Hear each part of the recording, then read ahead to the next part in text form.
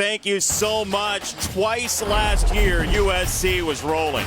Twice last year, USC ran into Utah. Twice the Trojans led by 2 scores, and twice their championship hopes got diverted. Caleb Williams got it for Jackson, and he scores! 4th and goal, Utah. Rising is in for 2 in the lead. Rising up the middle. He's in to beat undefeated USC. I love college football. How's Caleb Williams? Whatever happened to his leg took away the threat and that dynamic nature. Rising flings it downfield, and he's got the tight end. 60 yards of total muscle. A second straight Utah Pac-12 championship. And so here we are again with everything on the line again for both teams. USC still unbeaten in the Pac-12, but that first loss last week to Notre Dame, Utah with 1 loss as well to Oregon State. And so here they sit together at the edge of the cliff in Los Angeles. Jason Benetti, Brock Ewart, Allison Williams is downstairs, and the margin is even thinner than last year somehow. And I still love college football, by the way. Sure. Those two were amazing. Tonight's going to be phenomenal. And I know the playoff officially begins in December, but for these 2 teams, it begins tonight. Heck, for Utah, conference begins tonight. That title is on the line tonight. For Caleb Williams, the Heisman is on the line tonight. Everything is on the line in the Coliseum as we kick this thing off. And so, look, I don't want to be reductive here, but it's rugged against sleek, right? Yes.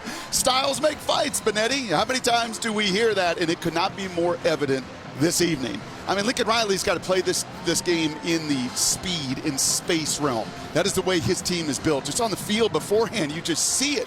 Your eyes see it. One team is sleek. One team's a Ferrari. One team loves to play on this thin grass. And for Kyle Whittingham, oh my gosh, if he could put a cage out there and make this a match like he did last year when he wore these Trojans down, that's exactly the way he wants to play. I have a feeling you're still going to love college football after tonight. We'll take it a break with our Progressive Insurance Game Countdown. The 14th-ranked Utah Utes are set to take on the 18th-ranked USC Trojans. Kickoff is coming up next.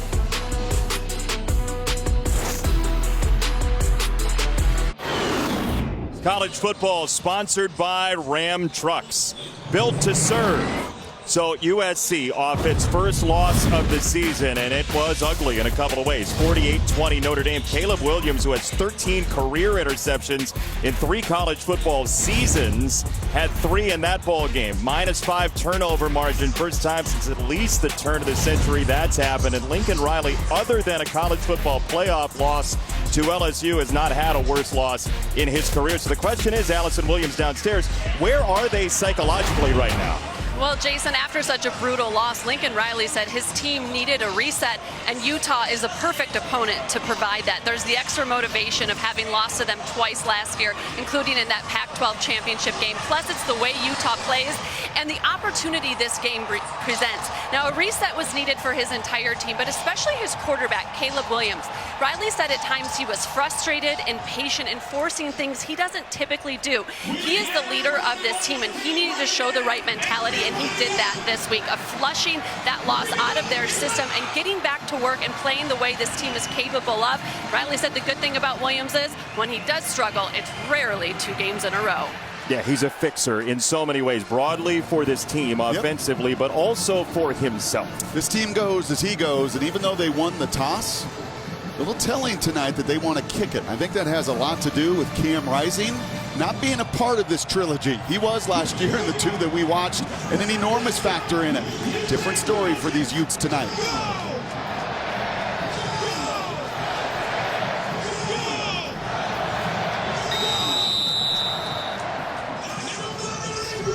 Final meeting in the regular season as Pac-12 opponents for USC and Utah. And we are underway with Mikey Matthews and a fair catch.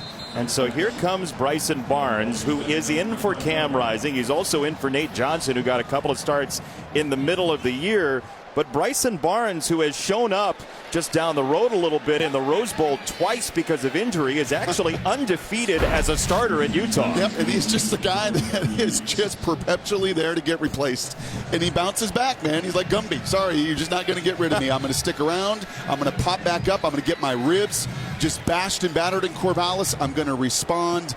And this team responds to his humble leadership, and it's pretty cool to watch. Yeah, he was asked after the Oregon State game, what's different? Why are you playing better? He said, my ribs feel better. Thank you.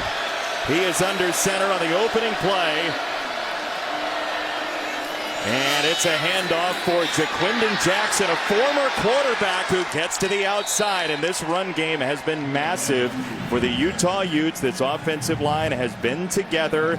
It's been moved around a little bit in terms of the center position. They don't score a lot, but the run game has been what they've leaned on. Oh, and they are big, about 320 pounds. LaMea is a monster on that right side. They run right behind him there. And keep an eye on Vele. Last year was the tight end that killed USC. Vele is a big 6'5", 210 receiver, and they're going to move him around this evening. He's at the bottom of the screen and the formation, and it's another handoff. It's Jaquindon Jackson, who USC got a face full of in the Pac-12 title game in Las Vegas. And now USC, what stood out to you is how lighter than the offensive line for Utah this defensive line is. Yeah, nearly 50 pounds. Muhammad, the transfer from Georgia State, a bunch of transfers up front. They're going to have to be stout. They're going to have to move and shift at both the first and second level. And Bullock's a playmaker on the back end. Not going to have to do it through the air tonight. He has got to be the eraser when these runs do get to that final and third level. So we've seen Jackson twice now. Sione Vaki is in. He ran a bunch of Wildcat last week against Cal, and Barnes looks his direction. It is Vaki out of the backfield. Sione Vaki is in.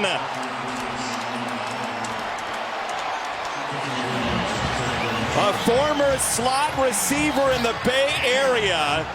Vaki, inserted into the offense just a couple of weeks ago, has the opening score.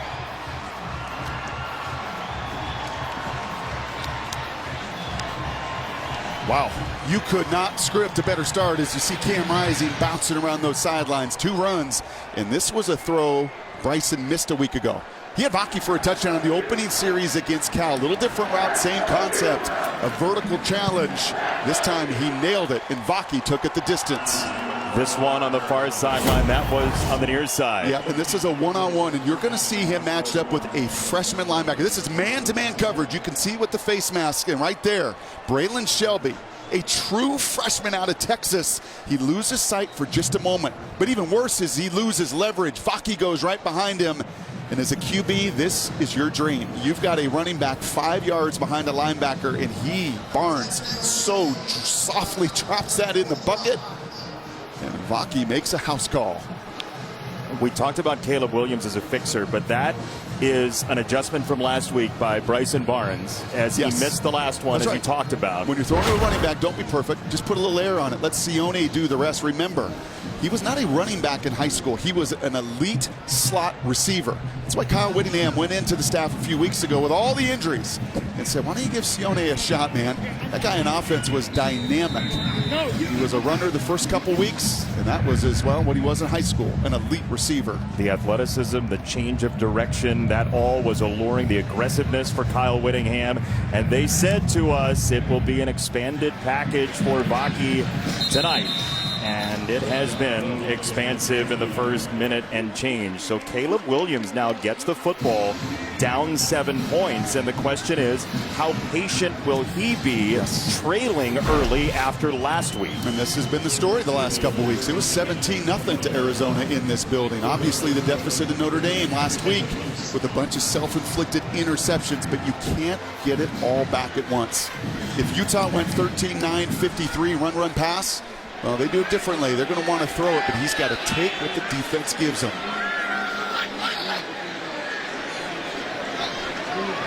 This Utah defense is 5th in the nation in sacks per game. You can imagine the pressure might be rather high tonight for Caleb Williams. It is a handoff for Austin Jones on first down, and he drives for 11 through Lander Barton.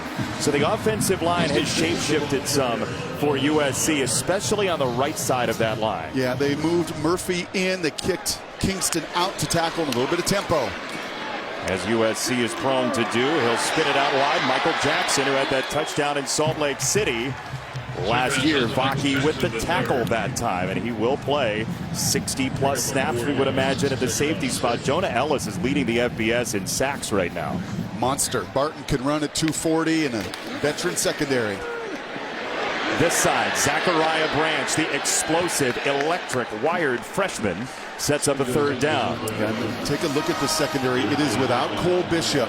So Vaki's going to play both. He's highlighted there, but Nate Ritchie, 31 the safety. He's going to fill in for Cole Bishop.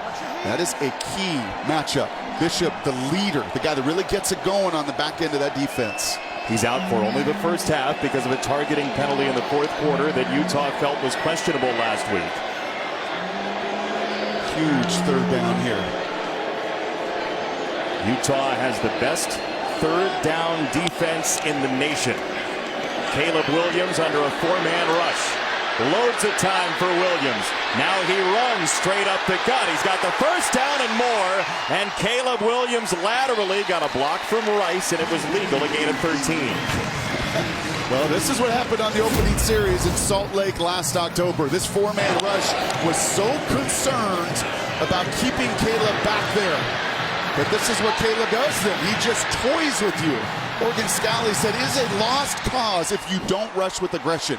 You've still got to rush because he will just do that. He will manipulate it until there's enough distance that he can go get that first down with his legs. Yeah, Morgan Scalley said if there's a spy, he'll mess with it. You have to be controlled when you rush him, though. And here is a handoff from Marshawn Lloyd, the South Carolina transfer. He broke free, and he scores. He got by Ritchie for 6. Yeah, 7's not going to do it tonight at the Coliseum. Well, this wholesale counterplay has not been as good for SC this year, but boy is it here, because on the front side you get good blocks coming down, and on the back side you see Murphy time it up, but even more that's shifted over. Right tackle Kingston has his eyes up as a 6-year veteran, gets to that linebacker, and it was a quick uh-oh, because Lloyd's got some significant juice when he's got green grass in front of him. About 7.5 yards a carry for Lloyd this year, replacing Travis Dye in the USC backfield. Lynch the extra point. That response took 1:55. It was a response to this from Vaki. It was 7-0. It wasn't for very long. But we got another classic on our hands. Take a look at Stay in the Game, sponsored by Hampton by Hilton for the Stay.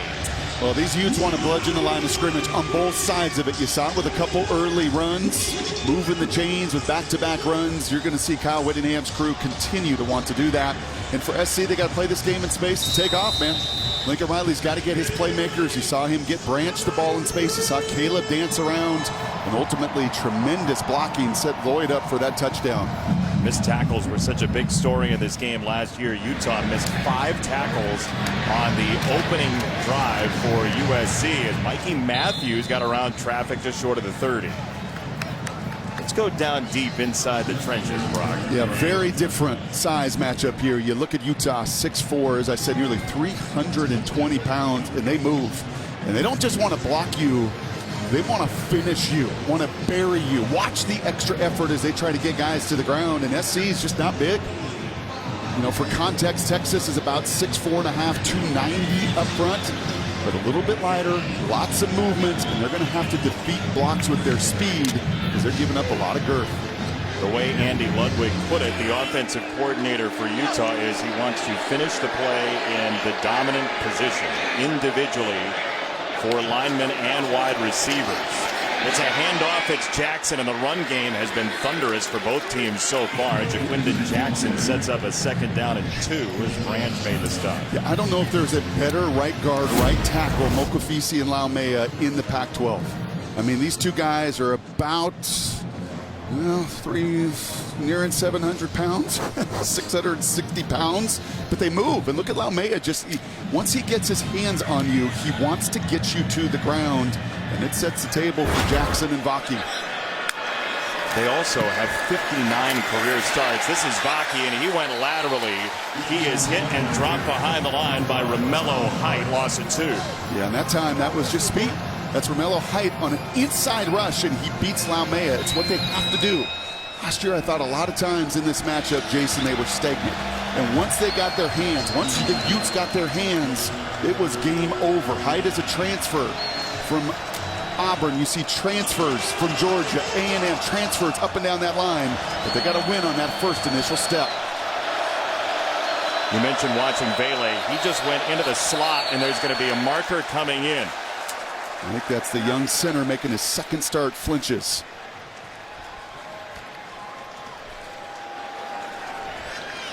Koli Feayu. Illegal snap infraction. Offense number 51. 5-yard penalty. Remains third down. Yeah, I guarantee you the Utes practiced what USC does up front, and that's a lot of movement, just a little bit of wiggle right here. You're going to see just, yep, right there. Just can't do that, but that's what happens with a young guy sped up making just his second start. Utah only about 36 penalty yards a game, but that one really hurts. It'll be 3rd and 9 for Bryson Barnes. Pressure right in his face. He rolls to his right and drops it off, and it's dropped by the former Trojan, Munir McClain. Yeah, Bryson Shaw, a second level and third level pressure there for Barnes. Both linebacker and then that boundary safety is going to come on the blitz. There you see linebacker Eric Gentry, and right behind him is battery mate Shaw, unblocked. All Barnes could do is scramble, and SC gets itself off the field.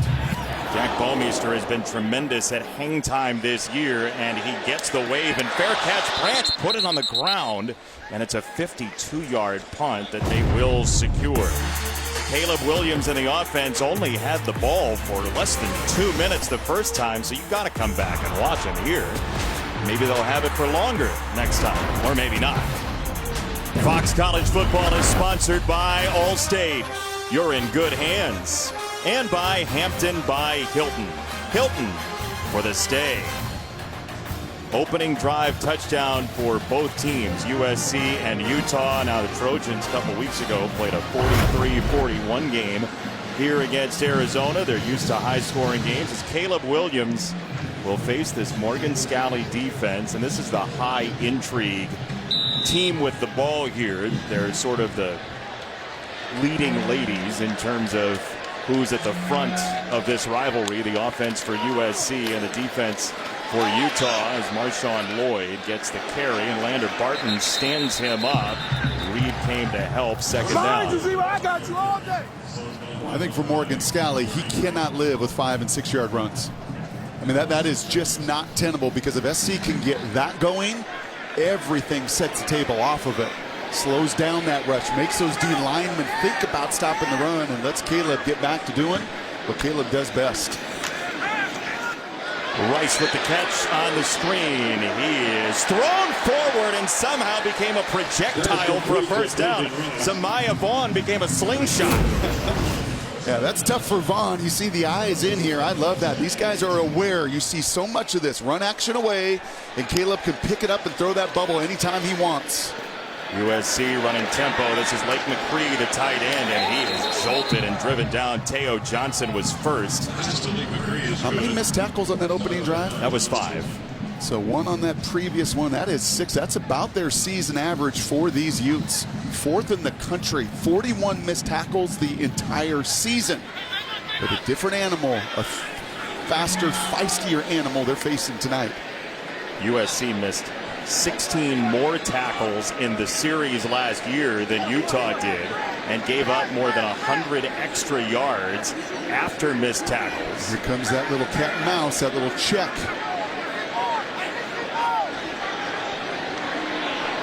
Utah is set on 2nd and 10. It's a run. It's Lloyd, another gash. And he somehow moves forward off of Ritchie, who's had to get involved in the run game, in for Bishop. Yeah, this is just a commitment to that run game. Once again, this is just zone blocking in this occasion. Counter earlier, but mixing that run. Lloyd again. You know, we asked Lincoln Riley about Utah's time of possession. He said, look, I'm very willing to run the ball and control the ball as well. Yes, the problem was the last 2 weeks, you saw none of this. You saw Arizona blowing it up at the line of scrimmage, making piles for Lincoln Riley. You saw Notre Dame coming downhill constantly defensively. Williams launches, middle of the field. Oh, Taj Washington! What soft hands!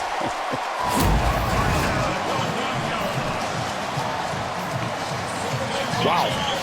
You know, there's times you watch this from above. You make home run calls all the time, my friend. I thought there's no chance Taj is getting to that football.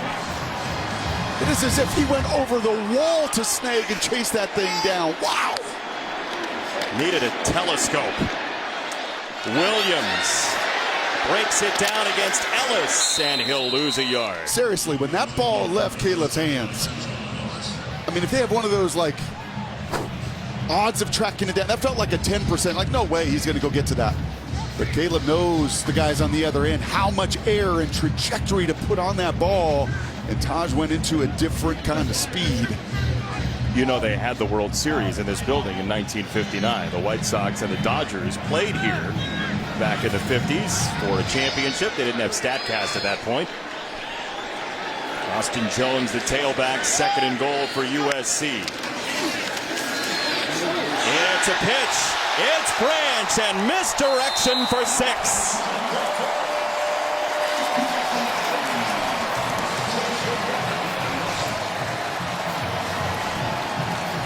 USC's cooking. Yeah, and that's what happens when you are committed to running it inside. You get the attention of 9 different Utes. And then we'll flip it. Kind of looked like walkthrough yesterday. These guys were having some fun on that field. You had no idea they got their doors blown off by Notre Dame just 7 days ago. 2 drives. Look a whole lot prettier, a whole bunch faster, and a lot more productive than 7 days ago in South Bend. You know how you score against the best third down defense in the country? You have a drive that has no third downs. Where'd the ball go? Mercury. Touchdown Branch, 14-7. Defense is different than what we saw last week in South Bend, and Lincoln Riley knew the opportunity here. He said to us this week, hey, we might have a better chance to do something big this year after our first loss than last year after that Utah loss, and they're playing like it. Well, it's amazing what a run game can do. 7 runs to 5 passes. Slow that defense down. Let guys like Taj, and I was looking at that on video. Caleb let go of that ball. Taj was at the 33-yard line. He caught it at the 1. Just a total moonshot down to the 1-yard line.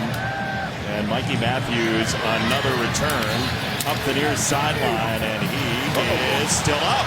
Mikey Matthews into space. And he is across the 50-yard line. Chaplitsky, the kicker / punter, had to ham him in. Well, we talk about missed tackles, and it's not just on the defensive side. It is special teams as well. And you're going to see SC right here give up a kickoff return touchdown. That tackle's got to be made. It is not. The strength of the rugby freshman right there to shake off that tackle and go get 35+ more yards. Big time. Chaplitsky might have saved a touchdown there with the angle he took. Bryson Barnes back to the steering wheel for Utah. His throw to the far side is to Money Parks, who had a big touchdown in the Pac-12 title game last year. And that's boundary side, right? There's field and boundary. Field, when you're on a hash like this, is all of the field. The boundary is the short side of the field, and it is where Dalton Kincaid put up 234 yards. Almost all his damage as the tight end against USC last year. Wasn't a great answer by the boundary safety. Wasn't a great answer by the weak side linebacker. No surprise to see them picking at that scab here early. They don't have the same depth at the tight end position this time around, so it's going to have to be the receivers. And so third down coming up. Jalen Smith with the stop. The tight ends with Brant Keefe injured. Thomas Yasmin gone for the year as well. He had the big touchdown in Las Vegas last season. There just hasn't been the same production. Totally different attack. No Cam Rising as well.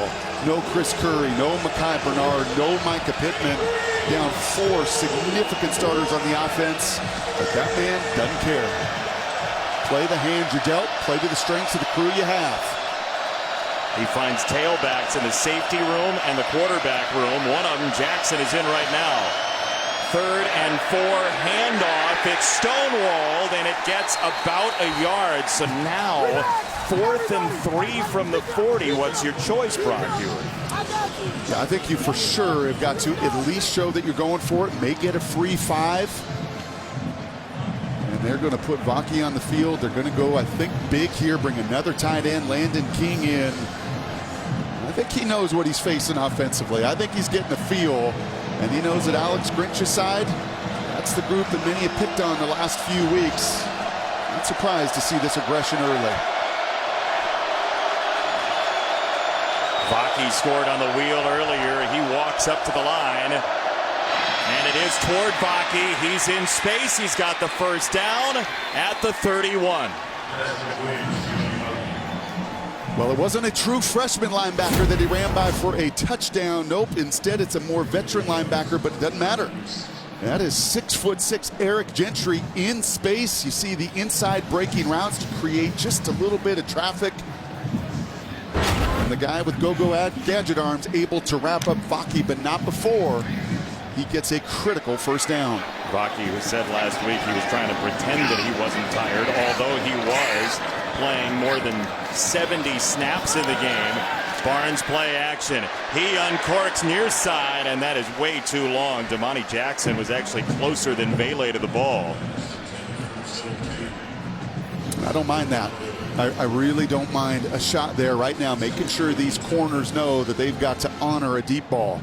The explosive play has been hard to come by with all those weapons down. Just 16 plays on the year of 20-plus yards. That's 4th worst in all of college football. Get the home run earlier to Vele, and showing that secondary, Barnes is, I'm willing to take my shots. By contrast, USC has 50 of those explosive plays coming into tonight. 2nd down. It's Jackson off the left side. Again a gash, and he hops inside the 15 into Bullock. First down. Yeah, and there is just nobody here. Here is your free tackler. Bullock's got to be the eraser, and he's watching that traffic go away. He's in man coverage covering the tight end, and there's nobody home. Got a sideline warning against USC, which has clearly made Lincoln Riley very happy. Wake up! Oh, we got to wake up. I think both teams are pretty alert. I think he must have wanted a hold or something of that nature. Got to defeat blocks no matter where they are. Vaki in the game. He's there with Glover. It's a high snap for Vaki on the Wildcat. There's a marker in, and the question is, were they lined up properly? No, they were not. There can be an extra guy in the backfield sometimes with that sort of situation. But that split end's got to be up Illegal on the ball. formation, offense, 5 players in the backfield, 5-yard penalty, replay, first down. That looked like Money Parks has got to find a way to get on the football in that occasion. You know, Travis Hunter, there was a lot talked about him week 1, and it was extraordinary what that Buffalo did down at TCU. But what Vaki does physically against Lincoln Riley and USC, to play strong safety, to play receiver, to play running back, to do all of that, pretty darn extraordinary as well. Morgan Scally said he reminds him of a rugby player as Matthews in motion. It's Glover, and he has a seam to the 10-yard line. You just see it when these run plays are effective, Jason. It is very easy for the eye to see. The Trojans just cannot defeat blocks. It's an undersized crew. Their success comes on that first step. If they can just beat that guy initially off the ball. If they don't, other than Bear Alexander, there is very few guys up front that got the heavy hands and have the strength and power to really get off the blocks of these powerful youths. Those bars you saw, he's 290 pounds. Another transfer, he's from Arizona. King in motion. This is Bryson Barnes right up the middle for a touchdown.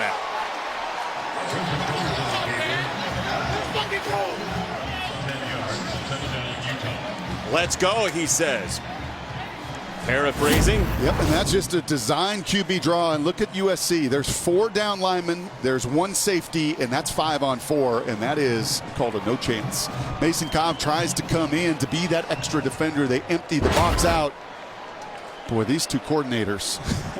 Andy Ludwig for Utah. Lincoln Riley, coordinator, head coach, play caller. These guys are putting on a show in the first quarter. I love the matchup, too. You got Bryson Barnes from a town of 1,400 in western Utah, shining again in Los Angeles. We're tied at 14.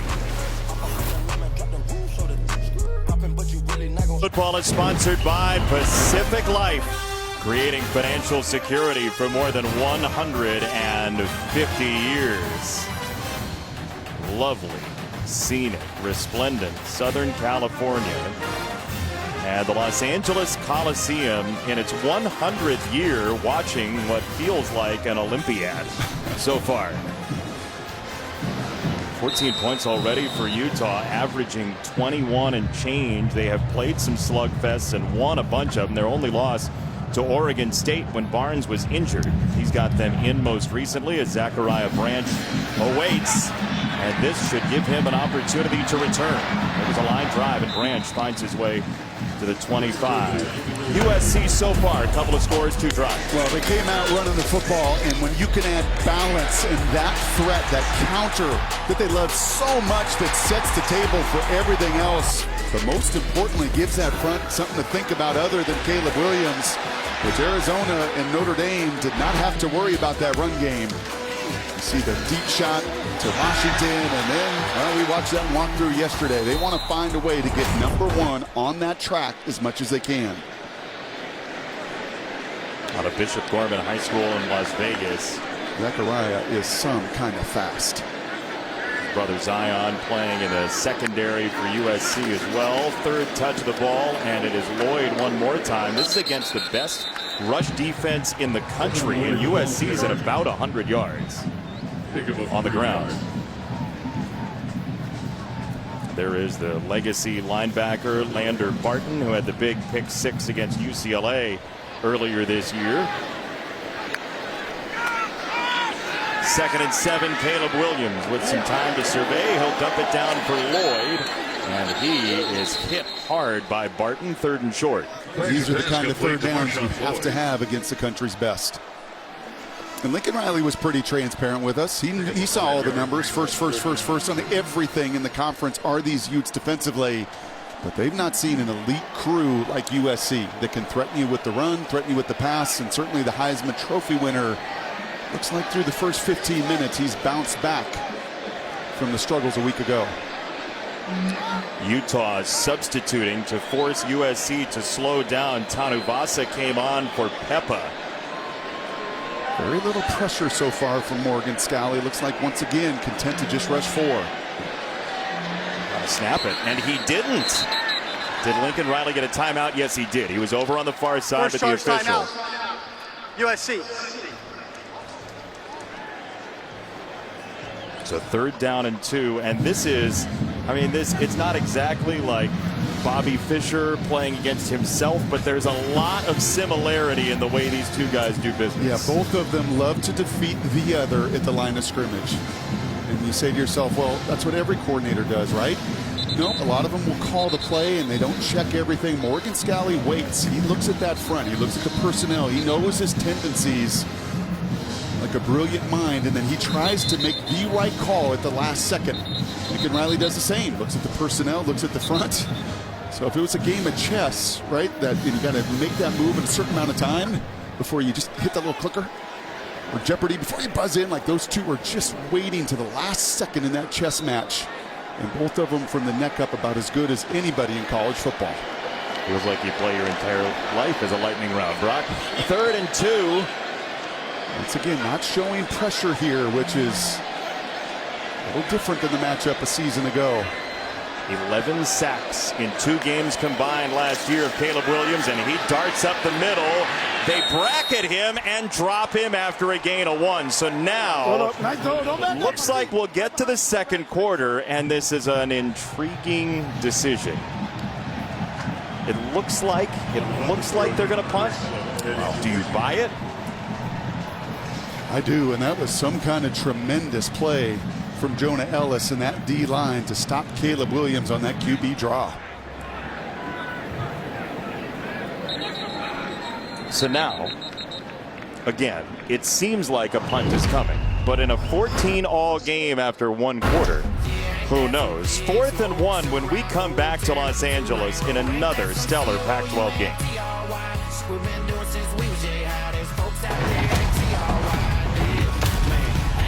Coach Whittingham, what are you telling your guys to prepare for here on 4th and 1? Well, we think they still may go for it, even though they sent the punt team out right before the quarter, so we got to be ready for that. But we got to be more stout against the run overall. That's been our downfall first quarter. Great answer by our offense there on that last touchdown drive. Kyle, thanks for the time. USC 10 yards a carry. Caleb Williams is sitting on the bench, so it looks like they're going to punt.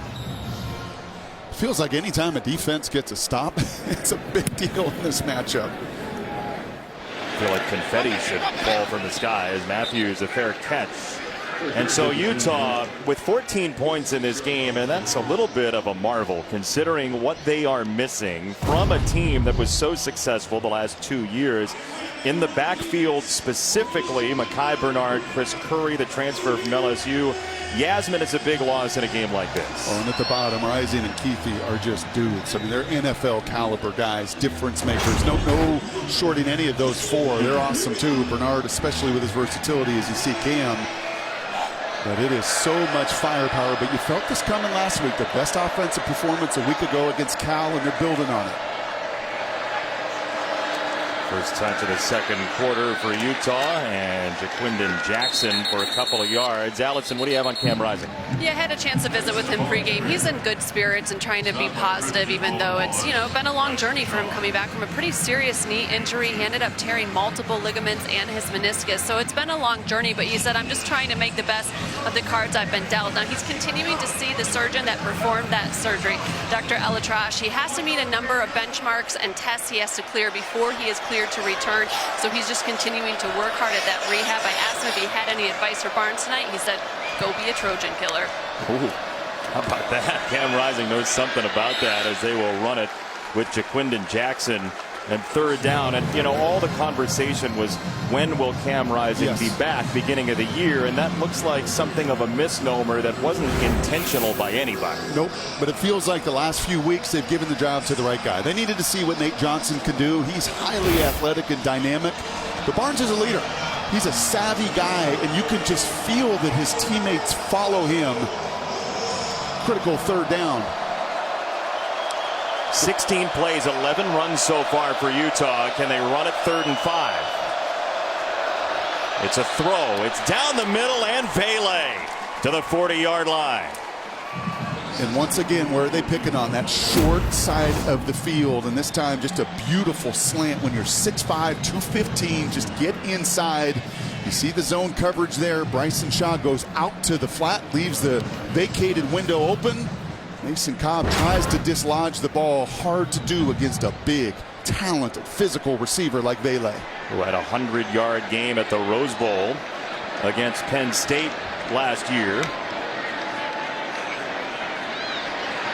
Barnes loads at time. Now it collapses, and down he goes. Romello Height at his feet for his 4th sack of the year. Well, we saw him earlier on a tackle for loss, and this is what SC's defense can do. You're going to see him come on the TE stunt inside here. Actually, Bear Alexander loops around, and he just fights and fights and fights through that double team. This is a team that gives up a ton of yards. The ball is going to move. But what they can do against Bryson Barnes is sack you. Tackles for loss. 3rd in the country in the ladder. 7th in the country in sacks. 60 tackles for loss or so, including tonight. And there's one more. Dejon Benton bursting through. That's one of those 270-pounders in there. So what do you got to do? You got to win right off the jump. You got to get in that A gap. Get to Vaki, get to Jackson before they can get started on you. So it is 60 now tackles for loss for USC. And this is 3rd and Santa Monica coming up.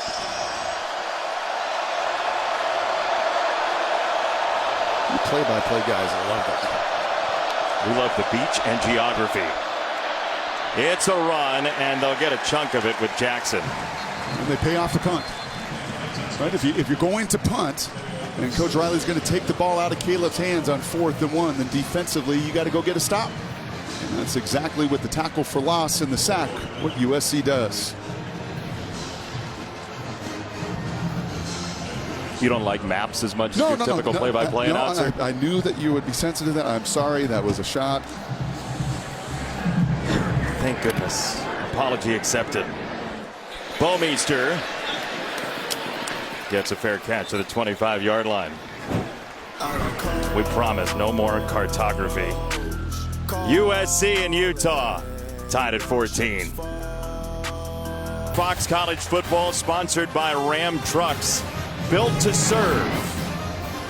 Tied at 14. Utah's defense is top shelf in so many ways, Brock. I mean, it's just about every single category you can get to right there. Situational ball with red zone and 3rd downs. Your ability to stop the run, as Kyle told Allison. A little different story against USC tonight. Right at the O-line for USC. And just QB running back threat as runners. Floated out for Lloyd out of the backfield. He put it on the ground. That's a live football. He caught the ball, put it on the ground. Vaki knocked it free, and it's picked up going the other way by Ellis. Now let's see what they unsort and where this ends up. Yeah, I don't think he ever has control. They let it ride, though. Yep. And it looks like this is going to be Utah football for the time being. And that's the right thing to let it ride. I mean, I think that's the right call, but you tell me, do you ever see Marshawn Lloyd have total control of that?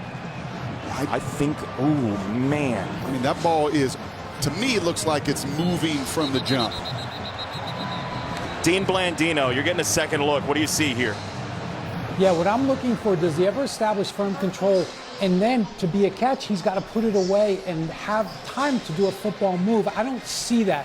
I see him struggling to put the ball away. To me, this is an incomplete pass. Like Brock said, great job letting it play out. Now replay can come back and make it incomplete. So, Dean, you're looking for him having the chance to tuck it and then make a move while it's tucked and controlled, right? Exactly right. It's control, it's a body part, and then having the ball long enough to do something else with it.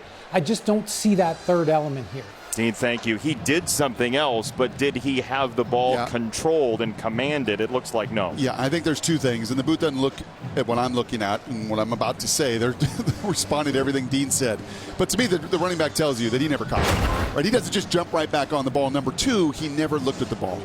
He never gained control because he's just trying to reel it in and see what's going on in front of him. After review, it was determined that it was an incomplete pass on the play.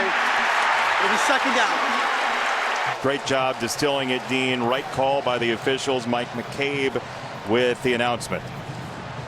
But if in doubt, you absolutely play it out. And I don't see Morgan Scalley complaining too much. They could see it on the big board as well.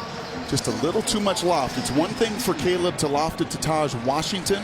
When you're throwing those to a running back, though, you want to try to put it on them, not make that catch quite so difficult. He's only got 6 catches this year. He's not often used out of the backfield in that way.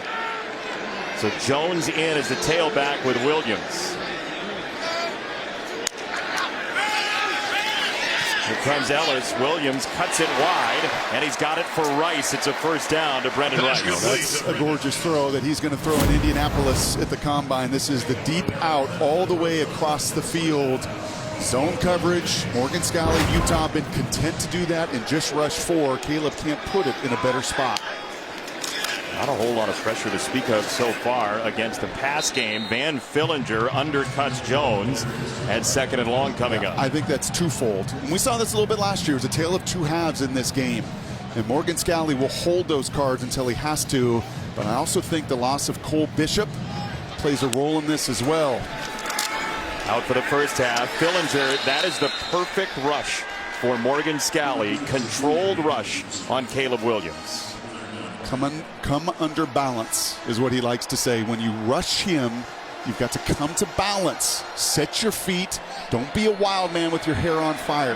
Be aggressive, but be precise when you get to Lincoln Riley's quarterback. Happy to have Van Fillinger and Connor O'Toole back on that defensive end spot for Utah. Now 3rd and long for USC.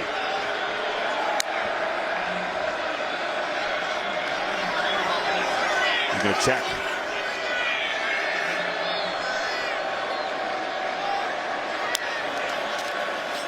Caleb Williams, clean pocket, pats the ball over the middle, incomplete. He wanted Deuce Robinson, the freshman, and he could not hang on. He did, and I think you see a little frustration there from Caleb because that's a throw that I think he wants Deuce to come right back to him. Illusion of pressure. A lot of guys were around the line of scrimmage, but ultimately just a 4-man rush. He's looking for the freshman to sit right in that hole. Right, to not run into coverage. So much of Lincoln Riley's system is to get to that space, stay open in that space, don't run to cover yourself. The freshman just did. That's a highly athletic true freshman that could not make the catch. And here is Mikey Matthews on one leg, spinning to the 20-yard line off the 51-yard punt. Bryson Barnes in Utah will control the ball again when we come back. The scoring has subsided for the moment. Want to see where your team stands? Just tell Siri. Show me the college football ranking. Love that communication between Lincoln Riley and Caleb Williams, and then we'll just get some gummy worms as well. But the whole conversation and just watching it was exactly what that last route was. The freshman had just bent in too far. He had to come right back down the chute because of the underneath zone defender. But we know Lincoln Riley and his quarterbacks, they love to communicate. And those little minute details are so critical to execution. People love when Superman's just like us, though, sitting there eating gummy worms on a Saturday night like, yeah, we get it. That makes sense to so many of us. First down, Bryson Barnes handing off to Vaki, and a sharp cut gets him about 3 yards. Downstairs, Allison. Guys, I know this is the new era of college football, and we've got the big NIL deals, but you still have guys like Bryson Barnes, who was paying his own way at Utah until he went on scholarship after week 1 this year. I asked him, what was that moment like? He said, honestly, it was just a weight off my shoulders because I didn't have to worry about keeping a part-time job. Guys, he was working at Lowe's through spring ball and fall camp trying to make ends meet. Pretty crazy. He has gone from stocking shelves to starting here at the Coliseum. Truly amazing. And this is after he had been in a couple of Rose Bowls. He felt the heat there, and he slung it anyway for Vaki. And Sione Vaki with a marker down is across the 40-yard line. We'll check the flag. Barnes took a jolt.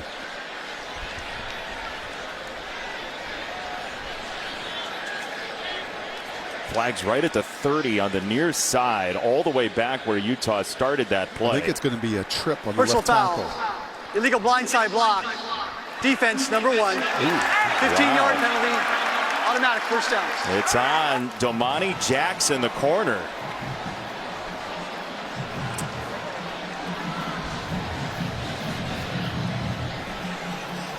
Went after Mikey Matthews, it looked like. Yeah, he did. I will say it looked like the left tackle got away with a little bit of a leg kick as well. Togiai, the left tackle. But that call from the back judge, just a little shot from Domani Jackson, but 15 critical yards. And you said it about Barnes. He felt that rush coming, and he waited and he waited. That's what Kyle loves so much about him, just that moxie. That timing that comes with experience that he's had in big moments. Both tailbacks in. It's a run for Jackson, and he gets a couple extra yards after contact. And part of that is what Allison's talking about, right? He's worked so hard to fend off other quarterbacks. Injury has been a part of it, but you know, Charlie Brewer transfers. Jackson becomes a running back. Nate Johnson gets a starting job for a while, and here still standing amidst is Bryson Barnes. Yeah, 6'1.5", 205 pounds. Doesn't have some of the size of Cam Rising, the athleticism of Nate Johnson. But he's just got game. He knows how to play the position. Play action. Barnes near side. Bailey with one hand, and it's incomplete. Nice coverage by Roland Wallace there. He was stuck to him. Yeah, that was 17 on 17 right there.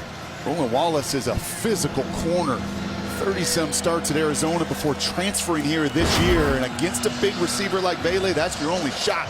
You got to get into his body to force a 3rd and 5. He was also the leading tackler for Arizona last year.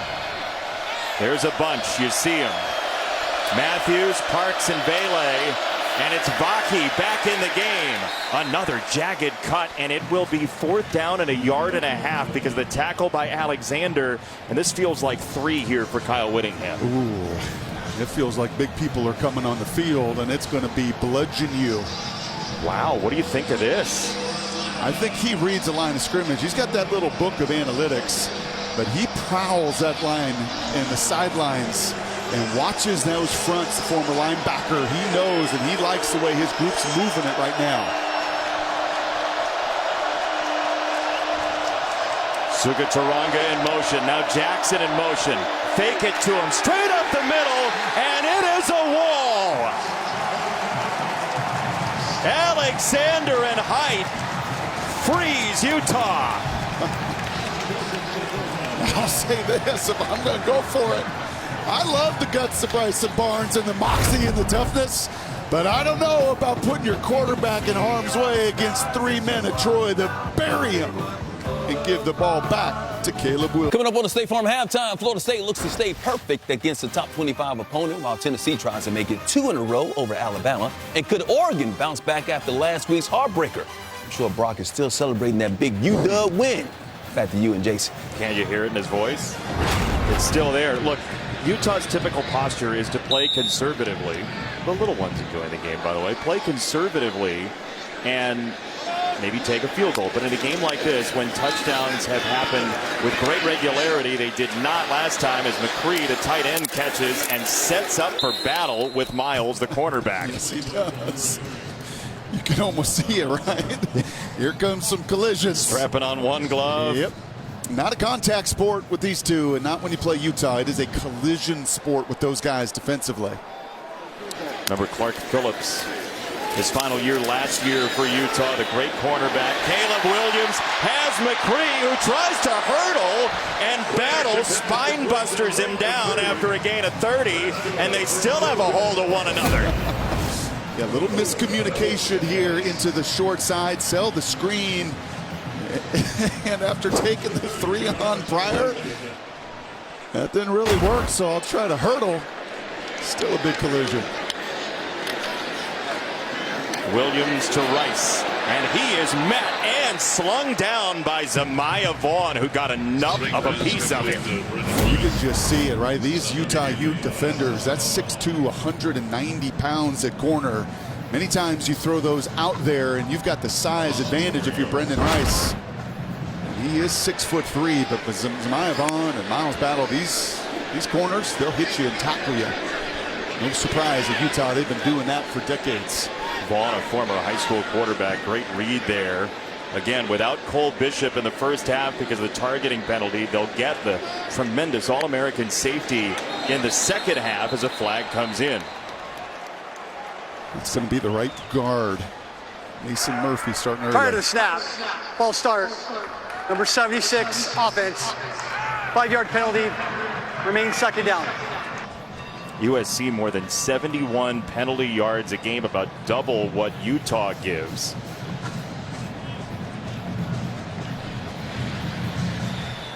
This was 14 all right out of the gate, and as is typical for this series, it's multiple games within a game. They're sort of like nesting dolls, USC and Utah together. Caleb Williams catapults it wide for Branch, and it's 3rd and 19. Yeah, that's just a miss. We've had a few of these each game, and Caleb knows it. Those are some of those a season ago in his run to the Heisman Trophy that you just hit. Extended those plays where he's so dangerous, but the ball just sells on him right there. That was going to be a chunk play. That was going to move the chains, and now a very difficult 3rd and 19. They'll go 4 wide. They have to get to the 38 in Utah territory. Some movement at the line and a free play for Caleb Williams. And that is treacherous. Down the sideline, it's intercepted by Vaughn.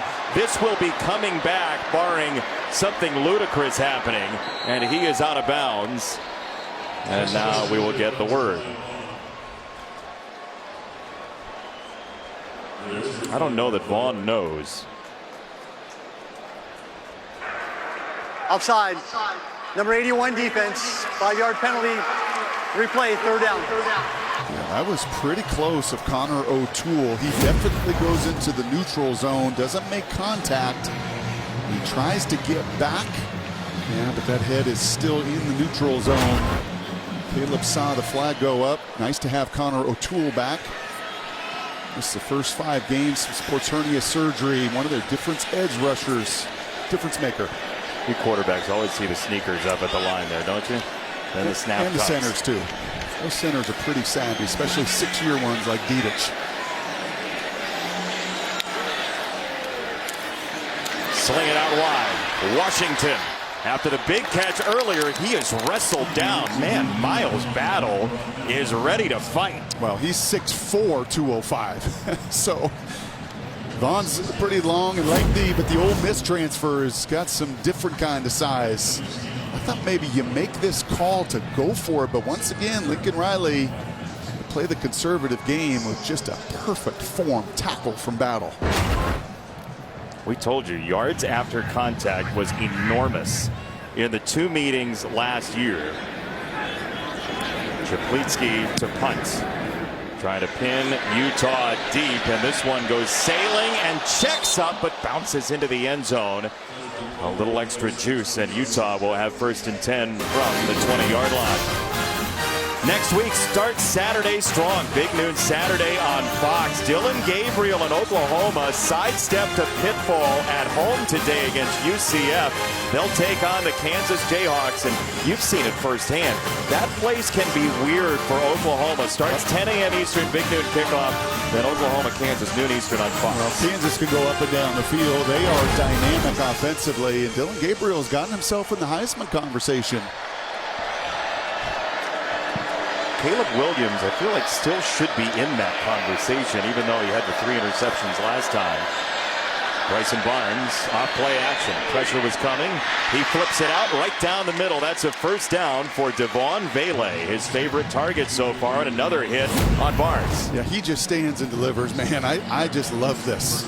2 different USC defenders. It is Curtis, the true freshman, with the little kiss to the ribs, but the advantage of a big receiver, man. That catch radius, scouts talk about it, but it's real. For a quarterback, you just know. Put it in the area of Devon Vele, and he's going to make you look good. That's 2 guys who began their career as a walk-on, hooking up for the 1st down. Jackson is somersaulted for a 1-yard gain. Roland Wallace the tackle. Allison.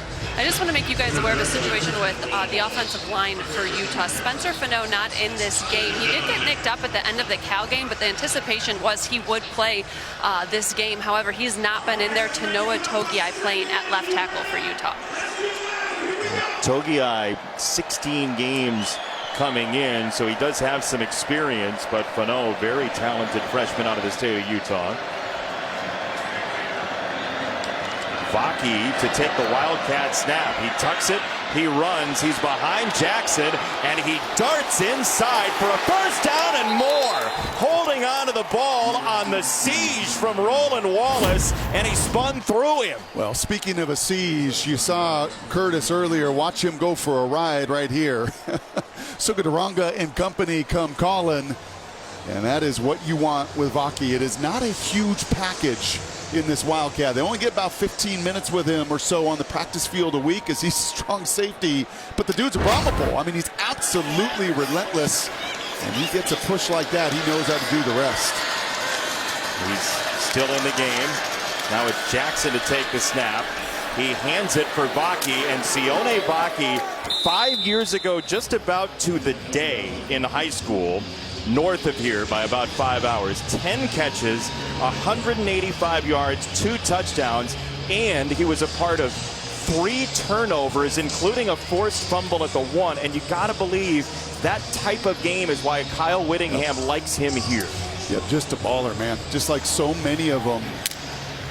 Goes on a 2-year mission, comes back. Last year was so impactful as a strong safety, as a first-year player in that championship game. And tonight, now you're feeling him as a runner as well. Now they moved him out of the shotgun snap, and that didn't look very good at all. It was Jackson at first. Part of the snap. False start. Offense. Number 47. 5-yard penalty. Still second down. You know, earlier in the game, we saw Lincoln Riley get so upset, and he was screaming at the ref to wake up. It was that motion that he's a little frustrated about. Suka Taranga's coming in motion there. He thought he flinched earlier as well in the game. That's some of the challenge with a clap cadence, and not one guy doing it, not 2 guys doing it, but 3 different Utes with Jackson, Barnes, and Vaki all taking their claps. Barnes back in as a quarterback. Jackson next to him. And he pulled it late. Ball is still loose. Alexander got a mitt on it. And let's see who ends up with it. Bear Alexander wanted to scoop and score. Now a marker is in. Some jousting, and it is Utah football. It's Togiai. It's Togiai, yep. He falls on it in the nick of time because Bear Alexander was about to make a house call.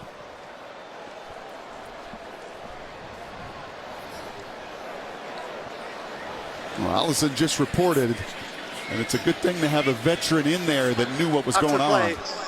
Personal foul, unnecessary roughness, number 52 of the offense. 15-yard penalty, 3rd down. It's Mokafisi. It's after the play as well, so it'll be 3rd down. You can see Barnes, just some miscommunication there with Jackson. There's Bear Alexander trying to scoop and score. Mokafisi around the pile is like, get off my guy. But you can't do that around the pile anymore. Tell you what, Alexander got a claw in there as well.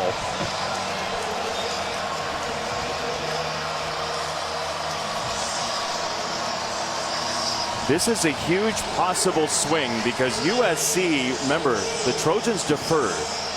And so they might get to play make it, take it here at the end of the first half.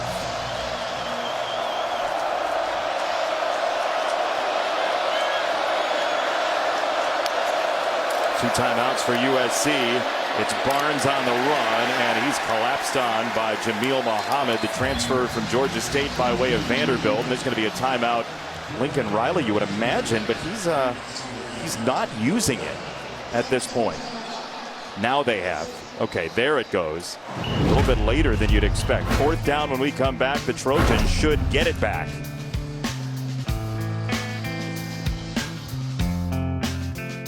Football is sponsored by Liberty Mutual Insurance. Only pay for what you need.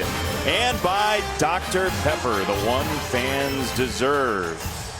Trojan hoopla or LA. Either way, Caleb Williams was called upon, and they said, while you're being dunked on, will you please take a selfie? Just in case it's too safe. And he finished unscathed, thankfully. She was digging it. Yes, indeed.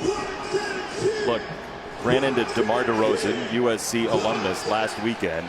He was on the sideline of a Bulls preseason game, and he had his Caleb Williams shirt on even after the loss. The fan base still believes, not only in basketball, but in the chance to win a championship here. Zachariah Branch giving ground, changing direction, and is snowed under.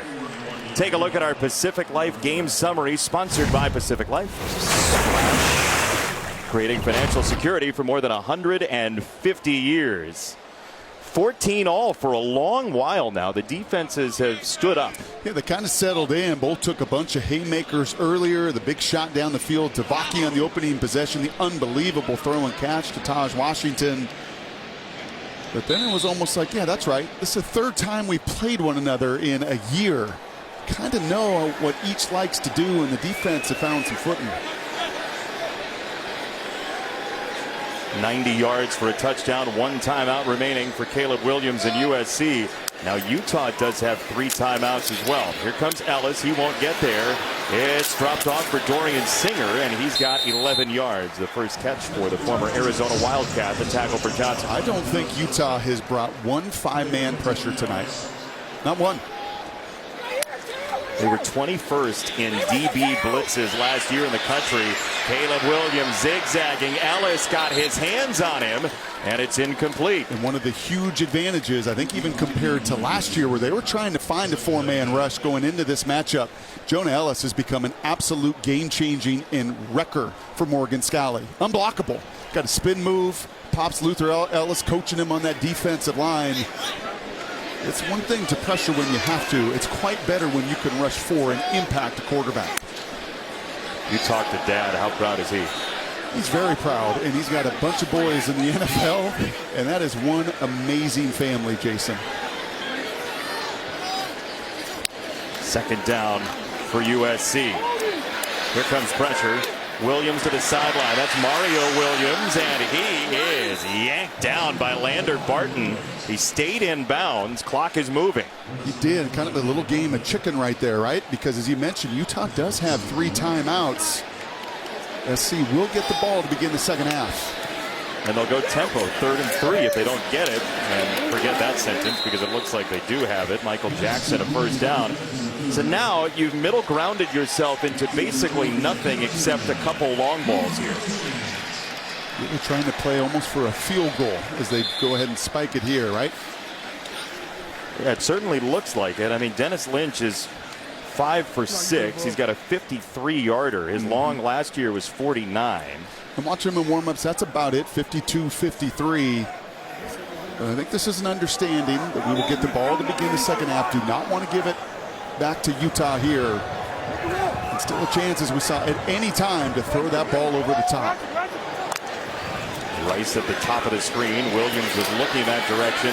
Wanted to check it down. Now he cuts it loose down the sideline. Washington incomplete. Travis Broughton on the coverage. Williams wanted a penalty.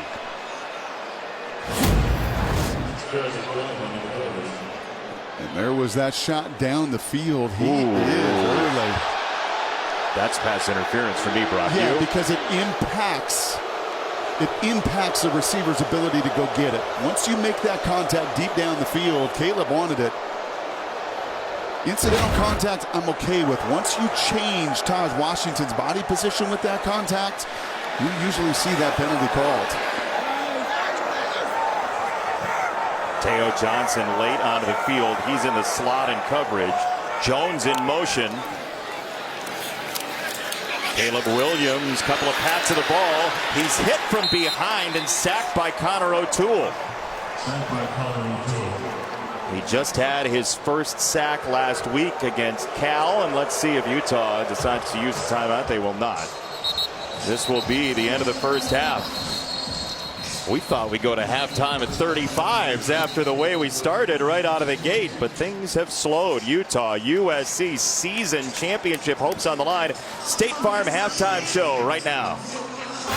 Yeah, Phil.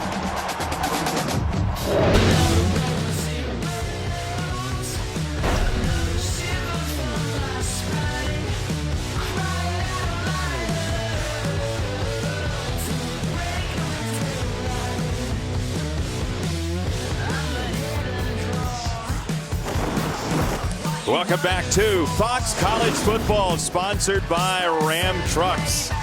Built to serve, sort of half and half in the first half. Offense, then defense as we start the third quarter. Next level moments sponsored by AT&T Business.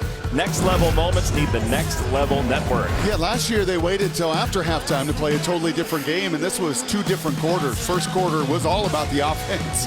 The opening series, a brilliant one-on-one with Vaki on a true freshman. That was no contest.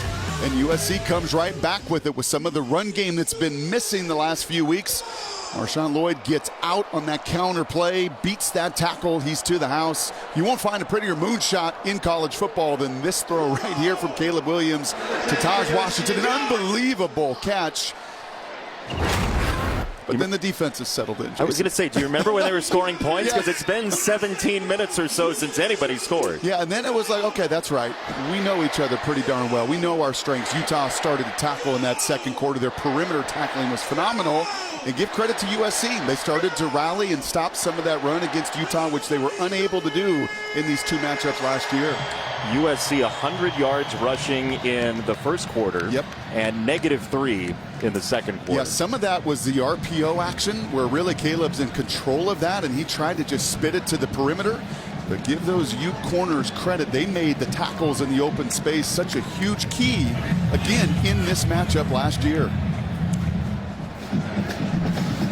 Really a college football playoff elimination game. 2 losses never gets you there as Branch gets cracked down short of the 20-yard line. Allison Williams. Well, Jason, USC's Lincoln Riley used the same term as Brock. His defense settled in after that first quarter. He said offensively, we just went backwards too often as the game went on, and we had some tough calls go against us, but our guys are out there battling. As for Kyle Whittingham and Utah, we know they have that size advantage. He said the physicality was not at the level it needed to be in the first quarter. Much better in the second. They started to win at the line of scrimmage. He said the 30 minutes to go, guys, whoever wants this more is going to win it. Isn't that the way it always is in this series that has been so tightly contested in 13 games in Pac-12 play? USC 7-6 so far. Cole Bishop back in, by the way, for Utah at that safety spot, and he comes up to stick his nose in on that carry by Lloyd. 2 separate quarters. Yep. For USC in the last 4 drives, not a whole lot there. Yeah, first 2 were really set up by more run than it was the passing game, and then they tried to get to the quick passing game, got out of some of that rhythm. Caleb a little bit in between, and Utah's front 4 really set that tone. It is a front 4 that has grown to be a pretty darn dominant group. Bishop and Vaughn were moving at that snap. There was no deep shot taken as Vaughn makes the stop on Singer. Cole Bishop was in a scramble there, and the way Lincoln Riley talked about him, he basically said it's like being without your quarterback for the first half with Bishop out. Such a tremendous communicator. You are going to get some different looks, but Vaughn once again doing what he did in the first half, making that open field tackle, forcing a 3rd down where the Utes are better than anyone in the country. 23% allowed coming into tonight. USC 2 for 6. Here comes Ellis. He gets snuffed out. Pump fake. And Williams is sacked. Van Fillinger from the defensive end spot. Once again, that's just a 4-man rush. That's 2 safeties deep. I think Caleb's got a chance here. The deep coverage, yep, it's covered. There's safety behind, but underneath, you're going to see a little mesh concept. Number 1, Zachariah comes right into view there. Does Branch. I think that's a throw Caleb's got to make, but it was a little bit blind as that Ute defender gets his arms up into the vision of Caleb. And a tremendous coverage sack and 3 and out from Utah to begin it.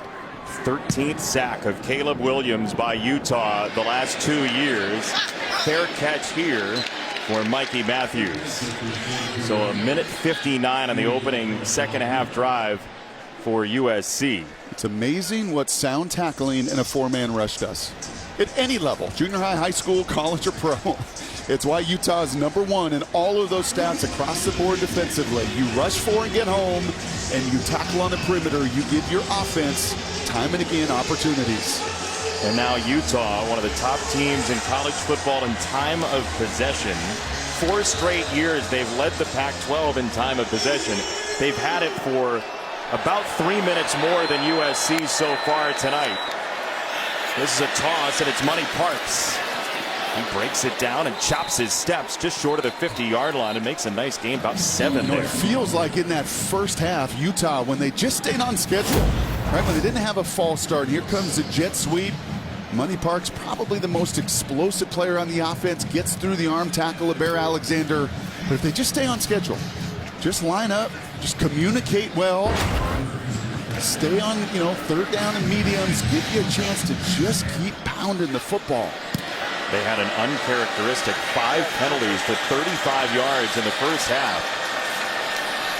McClain in motion. It's a handoff straight ahead and an upright run for Jackson. It's a first down, gain of 6. Right here. Oh, wonderful conversation. Wow, this is a beautiful conversation. I love field mics. Yes. What a beautiful conversation. Yes. The emotion of college football is endless. So good. It is so good, and I have a sense that was one of the big guys up front, just talking about communicating, getting to that second level, and making things happen here right out the jump. Both the motion men came set, so it is legal motion. And Barnes off play action, rolling this way. Money Parks again. He tucks it away. Parks down the sideline. And he just stepped out of bounds. This is a guy that broke a 3rd and 19 for a touchdown in Vegas in December. Yeah, you call this a sneak route, and they're so sneaky getting behind the line of scrimmage right there, and the defense just loses them. Just a nifty little wrinkle from Andy Ludwig, who does such a nice job of moving his pieces on that chessboard around. You see the jet sweep, you see a little motion, and Alex Grinch not happy about a loss of eye discipline and control as Money Parks comes free, wide open in the flat. Alex Grinch said that one play was the one that he really wanted back from the series last year, as Vaki becomes a truck nice and easy across the 20-yard line right into Shane Lee. You know what he is, right? What's that? BYOB. Bring your own bowling ball? Well, that would be another B, but pretty close. Be your own blocker. I mean, that's the advantage of being a Wildcat QB, man. That the numbers all even up as he's taking a bunch of snaps on offense and defense. But be your own blocker, run right through those defenders. Now he trades spots with Jackson, the former quarterback, who fakes the handoff to Vaki, keeps it himself, misdirection. And, you know, the peril of that is the possible fumble, but they stayed away from it that time. But the advantage of that is look at the commitment the linebackers have to make to this action. Right? Look at everybody come in, and you're right. How many times and how many reps do you get at that very delicate mesh point? Hard enough for QBs and running backs now, running back to safety to running back. There's a lot of moving parts, but damage being done. Money Parks just came off on that play.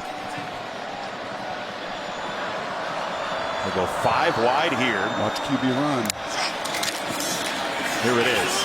It's Barnes, straight up the middle. He gets belted and keeps his feet somehow finally twisted down by Shaw. Same look we had earlier in the game. If USC is going to empty that box, you call that a light numbers in the box. Just 5 on 4 with a late linebacker Cobb coming in. Simple math, Jason. Run where they're not. You can tell Bryson Barnes was a high school wrestler.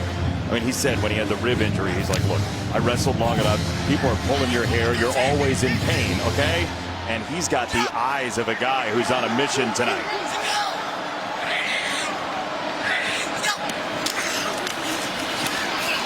Jackson, Bear Alexander hugs him and drags him and slings him and draws a penalty. You could see it coming. Yep.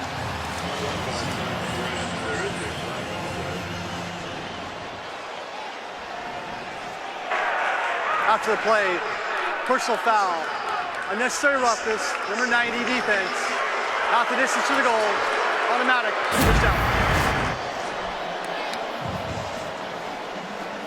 He's just a killer. And it's a no doubter. You could hear the whistles from up here. Clearly the whistles are being blown multiple times. You just can't have it.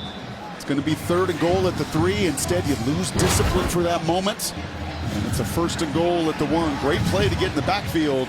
Bad decision to play beyond the whistle. And now you're in basically the spot where Cam Rising beat you in Salt Lake City last year a couple of times, including a 2-point conversion.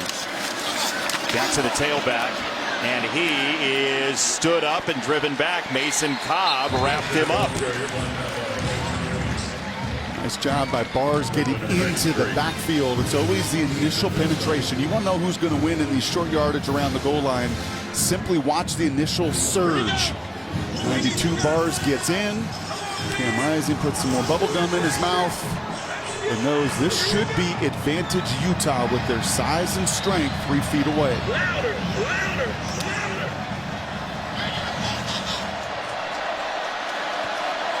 Glover, the tailback now. And a marker is in. And that's going to be the right guard, Mokafisi, just trying to get started early. Prior to the snap, false start. Number 52 offense. 5-yard penalty, remains second down. How much does that change your play sheet?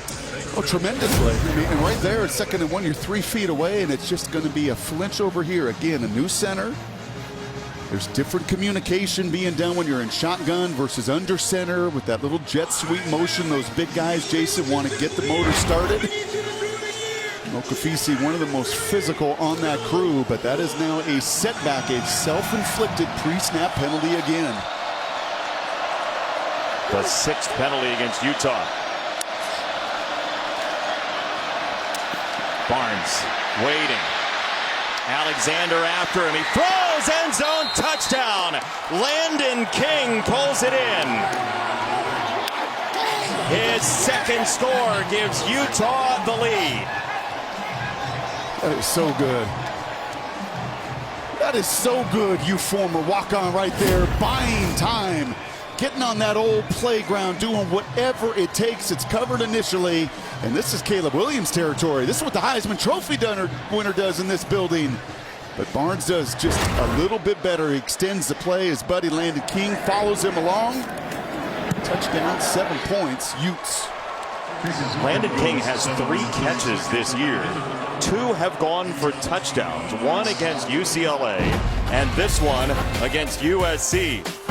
Something about Southern California, evidently, for the native of Beaumont, Texas. Utah by 7. College football is sponsored by Progressive Insurance. Round out your protection with Life Phone and Pet Health Insurance. Landon King, the Auburn transfer, the touchdown because of Bear Alexander, the transplant from Georgia, just crestfallen on the sideline because of that penalty. He had twofold. Number 1, the penalty. And number 2, he had a chance to sack Barnes there. He got a great rush to get home. Barnes evades him, keeps the play alive. And just a scrappy little gamer, man. Can USC get something from Zachariah Branch? From the 5-yard line, the explosive freshman. Branch, yes, they do get something out of him across the 30-yard line. That was a flat kick.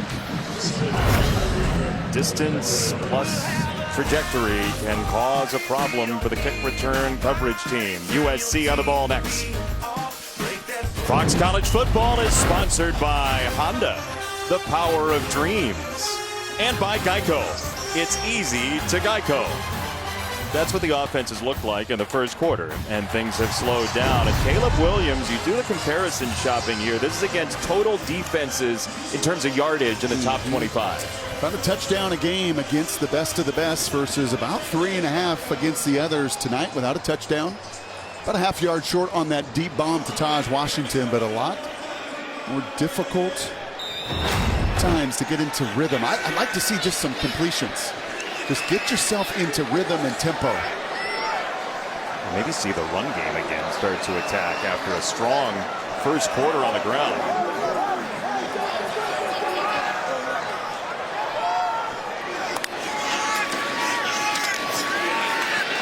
It is Caleb Williams stepping out of pressure from Fillinger on the roll, and he does throw it out of bounds. 2nd down.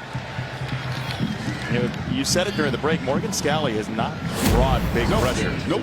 And a season ago he did. A season ago, about 20% of the time, he's bringing all-out blitz. It's just been a 4-man rush. And Caleb doing what he does best to try to extend plays other than Lake McCree right in front of him there. Nowhere to go down the field. Morgan Scalley content to keep the coverage over the top and force Caleb into some of that run. Force Caleb into those throws underneath. Morgan Scalley said he asked somebody for a cut-up of all the 6- or 7-man pressures against USC, and they were all us, he said, meaning Utah. Up the middle, Barton, and there goes Caleb Williams on the scramble. Doing hopscotch across the 45, and he is drilled by Connor O'Toole. It's a gain of 15, and that looks like Caleb Williams. Yeah, and I think that was their first 5-man rush. That was Lander Barton coming up the middle here. You're going to see the pressure, and when you do that, you vacate an area. You leave some green grass for Caleb Williams to just put on the running back shoes. Yeah, so does the game plan look different, do you think, here in the second half for Morgan Skelly? How different? It's totally feel. As he said to us, there is no set plan. He reads it, he feels it as he's over on the sidelines. And again, those two deep safeties for the Utes. It's an option pitch. It's Lloyd to the fringe, and Fillinger knocked the football away, and there is Cole Bishop. He's in for the second half, and he's got the football for Utah.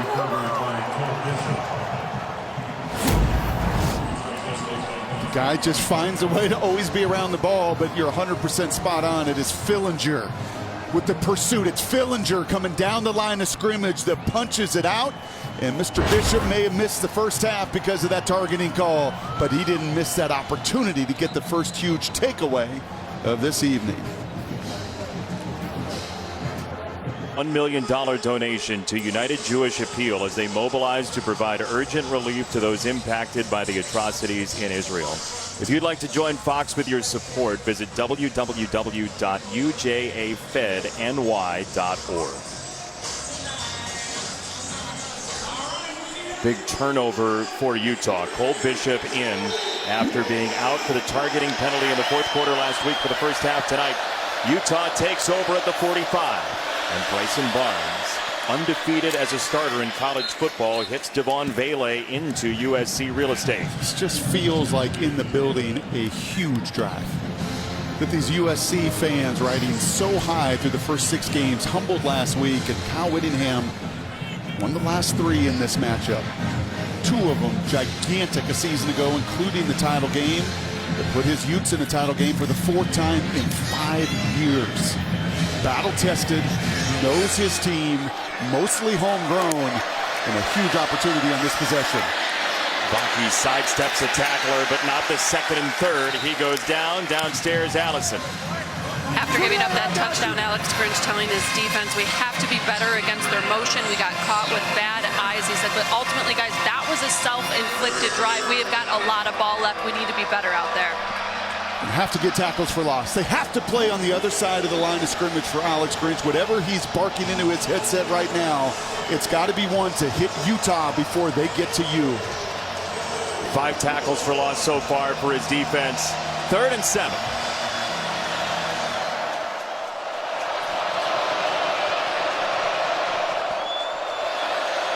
Utah's got to hurry here. Barnes, here comes Bird. He climbs. He's got the first down, and he slides. First down, Bryson Barnes. So good. He could see it right away. He could see those USC defenders on the other side running with his Utes. And once you see that as a veteran guy and those shoulders turn and the eyes turn in that lane opens, he knows what to do. Not going to hesitate. Nose down in distance, knows what to do to go get it, and then protects himself for a critical 3rd down conversion. As we mentioned earlier, he's from western Utah, Milford, Utah, a town of about 1,400. And Bryson Barnes, who went to the hospital after the Oregon State game, has Utah driving again. Jackson carving USC to the 15. 26 yards. Oh, this is so good. The former quarterback, you feel it. He's sensing when to be a running back, when to go perpendicular. Coaches always say it, plant that foot in the ground and get upfield, but you got to have a feel and a read of that line of scrimmage and where it's moving. He does, and those USC defenders just bouncing off of him. Another guy they just found. They knew that he could play at this level, but he was a quarterback when he first got here. He turns into a running back, and it's first down for Utah. That's over the middle for Baki. Sharp cut, end zone, wow!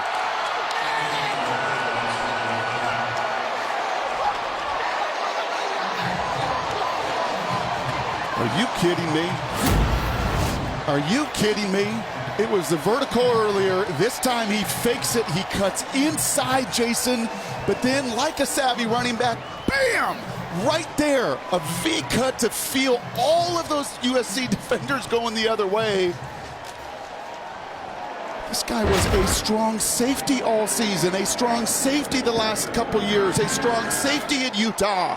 Thrown into the running back room 3 weeks ago, and he's been one of the biggest difference makers in this conference. He still is a strong safety at Utah, and the Utes continue to be a problem for USC.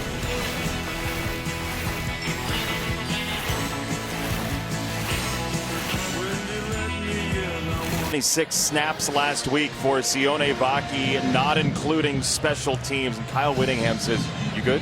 You good to go?" That is so cool. We showed earlier Lincoln and Caleb communicating. How about the head coach right there to his stud safety, his stud running back, his stud special teamer, his just flat out stud. Toughness cuts all the way through this Utah program, and a decade and a half ago, Kyle Whittingham lost his father, who was a boxer in his youth, but you can see where that permeates. The 21-0 dad in the boxing ring for Utah as we take a look at our power players, sponsored by Ram Trucks, built to serve. Yep, this was the opening play, or excuse me, the third play of the opening series. He missed this shot down the field a week ago. Barnes didn't miss it this time. And as Kyle said to us, like, yeah, I told the staff, put this guy in. I remember watching him in high school. He was an elite slot receiver. Well, he's gotten a little bigger and a little stronger since then, but he's never lost the dynamic playmaking ability he's put on display tonight. Liberty High School on the banks of the San Joaquin River, north of here. This opening throw goes to Washington. He's got 7. To me, that's what you need. If you're not going to run it and you're going to run your little RPO stuff, if you're going to just drop back and throw, go get completions.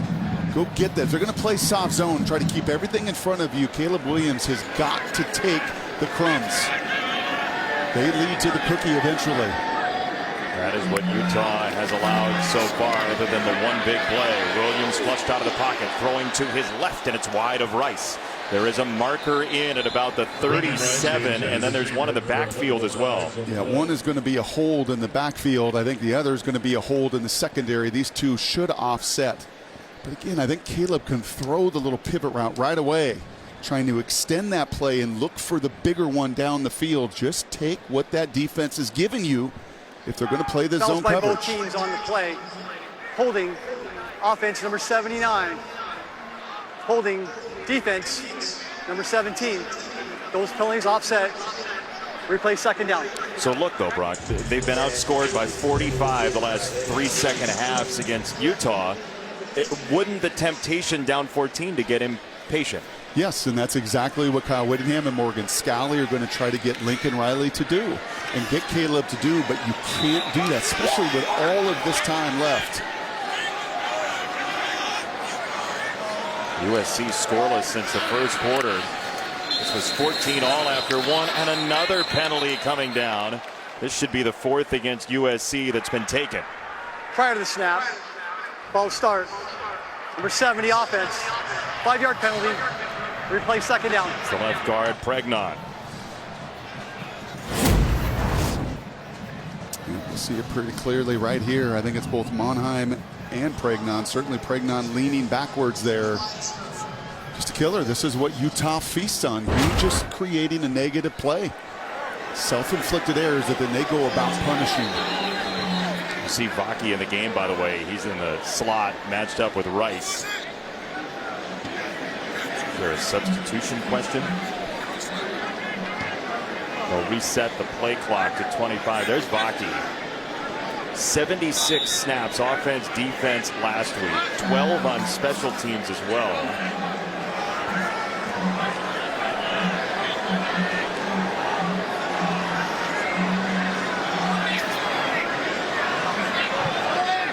Second and 8, Caleb Williams, the reigning Heisman Trophy winner.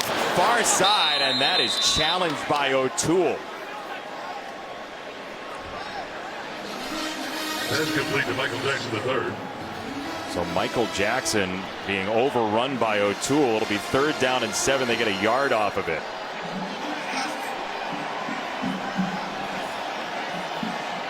Utah, coming into this game, had not run a dime set all year. They're very willing to let their defensive linemen and linebackers play some coverage.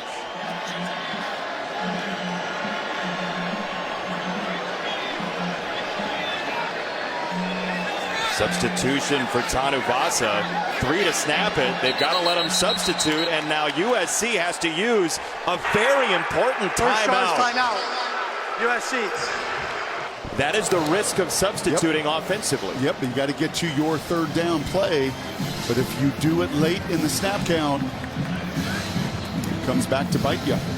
The defense has to be allowed reasonable opportunity to substitute similarly, and that's what happened. Utah took advantage. Yep. Tanuvasa came to the sideline, and you're down to 4 seconds. Yeah, you wait in the play clock. To do that around 15 to 18 seconds, you're playing with fire, especially when the ball is all the way across the sidelines from Utah, and they can jog those D linemen on and off the field. A critical timeout burnt. So what do you want to see on this play call for USC? Yeah, look at Lincoln Riley. He does not like it, but that defense has that right to do it.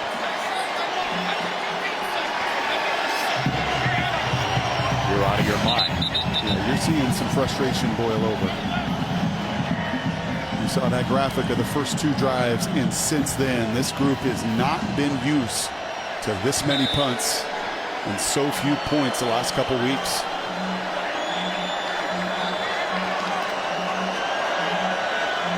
They had 42 or more every game before last week. That's McCree in motion. Caleb Williams scanning, throwing, and a sliding grab by Rice. That was a big life raft. That was a terrific job by Rice of coming back down the stem. When you run that route, we watched the freshman earlier cover himself into coverage, into that linebacker. Rice does not. He comes right back down, allows an alley with enough protection, and the third down that felt like a must for USC. Trying to avoid back-to-back losses. Williams shoots it down the middle. Does Washington again. A dagger from Caleb Williams for 38. Yeah, Utah late to get lined up here. You're going to see Cole Bishop and Teo Johnson crisscross there, and it kills them. That tempo beat them. It did a couple times a year ago. Felt like there were times that Utah was checking the coverages, checking the plays. That time some confusion on the back end, and USC gets a critical chunk play down the field. Double-digit comebacks have been the story of this rivalry recently. Long ball, Jackson trying to run underneath and not enough room. The coverage from Broughton, 2nd and 10. Good coverage, but a throw that once again gets away from Caleb here. There's a marker in after the play as well. An eligible receiver downfield, number 52 offense, 5-yard penalty, replay first down. It's on Kingston. It was a late flag for illegal man downfield. And it was the right call. It was going to come back anyway if Caleb kept that ball in bounds, but one of those run-pass options.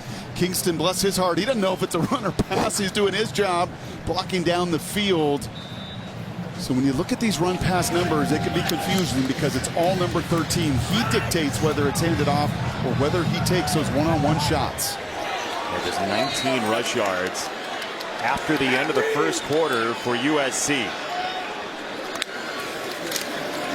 Caleb Williams, quick throw, batted down at the line. Fotu, Tavita Fotu, the sophomore. Yeah, he's been banged up a little bit. Man, he started the year fast. His relative, Lucky Fotu, came in here and did some damage years ago. They have missed Fotu, one of so many Utes that's been banged up this year. You see the brace on the knee, but he read that the whole way, knocks it down, 2nd and long. They basically cycled through 2 separate defensive lines, and now the substitution again that draws the ire of the crowd following the lead of their head coach. 2nd and 15. That was Branch in the backfield. It's Singer on the screen, and they'll get the penalty yardage back. 3rd and 9 on the way, and really 2 plays to get 9 here, right? Sure feels like it. The way Utah has come out here in the second half, established themselves back-to-back touchdown drives. I think at this point, USC and Lincoln Riley know 4-down territory. And once again, another substitution all the way across the field. And Junior Tafuna not in a major hurry. Vimahi comes out this time.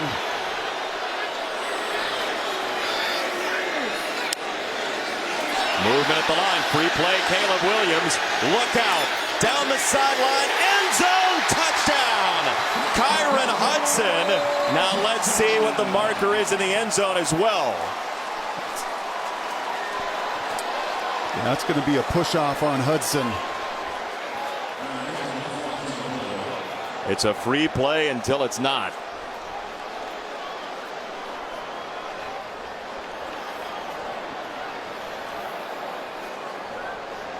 It has gotten after dark, right? There are fouls by both teams on the play. Offside, defense, number 10. Pass interference, offense, number 81. Those penalties offset. Replay third down. I think just mixed up there. It's 81 O'Toole here that once again gets into the neutral zone with that hard clap. And it's 10 Hudson on the other end that just extends his arms. Once you push off like that, pretty obvious call on Miles Battle. Takes 6 off the board. Crowd disagrees with your assessment on the replay here. They might be biased. 3rd and 9. Caleb Williams goes to check.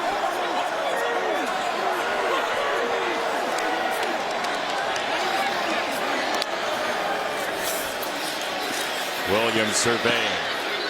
Tip ball in the air, incomplete, and that contact is legal by Broughton because of the tip by Tafuna. He waylaid the receiver, and that's rightful contact with the ball tip. Just great team defense and understanding exactly what's going on in front of you. All those eyes looking at Caleb.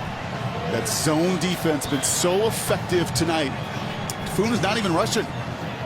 He knows down and distance. He's reading the quarterback as SC is actually. What do you think of this field goal here? Bring their field goal team on.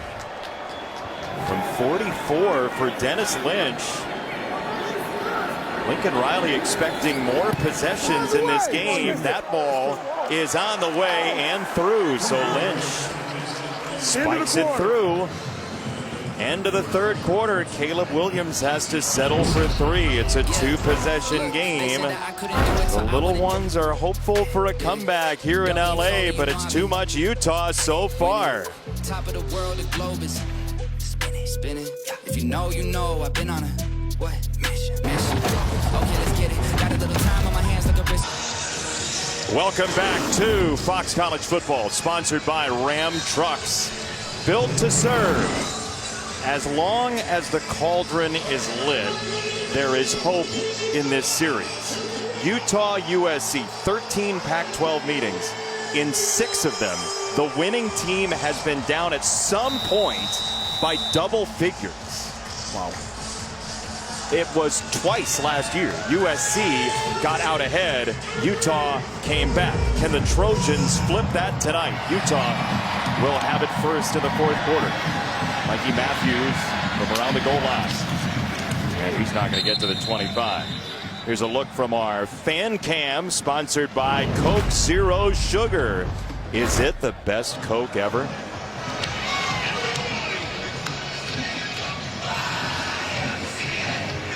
Take it in for a second. Hey fans, order a Coca-Cola drink at Wendy's for a chance to win thousands of epic college football prizes. I took that in. Thank you. Just soak it in. Enjoy the YMCA. Now look, Utah's average scoring drive this year is about 3:45.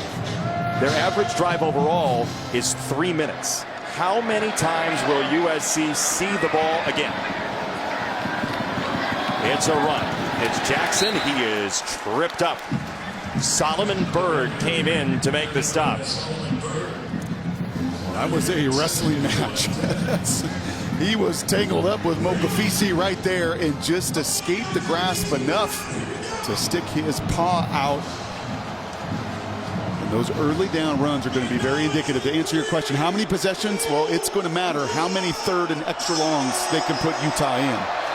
Because if they can stay ahead of the chains with Vaki and Jackson and crew, they're back there together. Another high snap for Vaki. Little hesitation, and he is wrangled down by Rajon Davis.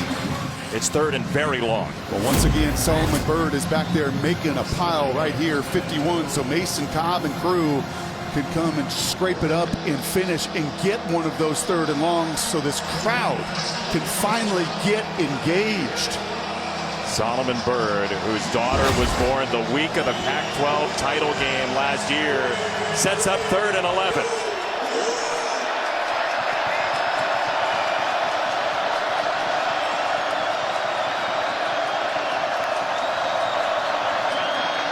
Here comes Byrd again.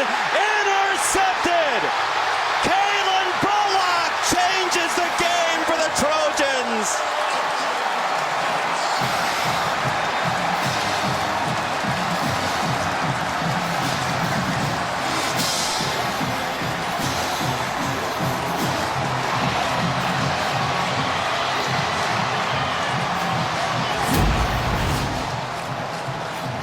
Well, it was this rush, you said it, that started the whole play. Beats Laumea. Barnes got pressure in his face, and he never sees Bullock, but Bullock sees him.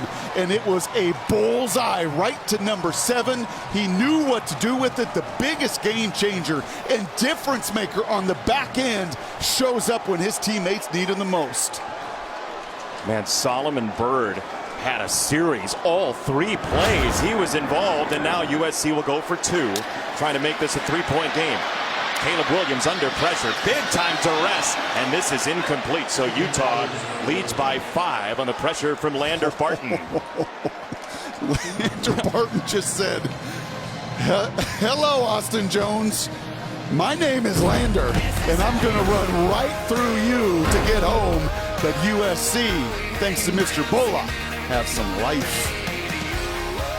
College football is sponsored by Pacific Life, creating financial security for more than 150 years. Caleb Williams incomplete on the 2-point conversion. However, USC has bounced back in a big way, 28-23 here in the 4th quarter. And Kalen Bullock with the interception for the score, the former high school wide receiver.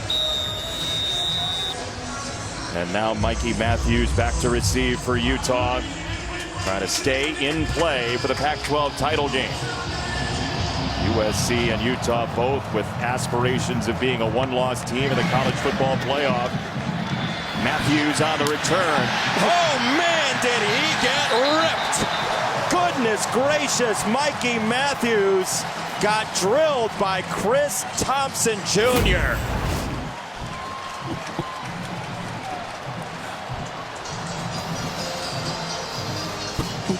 It was like they were 2 magnets. The true freshman rugby player says, "I'll stick my head in there." And the senior transfer from Auburn said, "I'll stick my head in there." And this game has just been turned up a notch in the final 15. Would you expect anything different between these 2 teams that just cannot quit each other?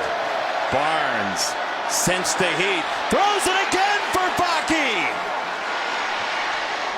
Sione Vaki, 2-way star for 36. Well, this was the touchdown combination earlier, and once again, just picking on the true freshman.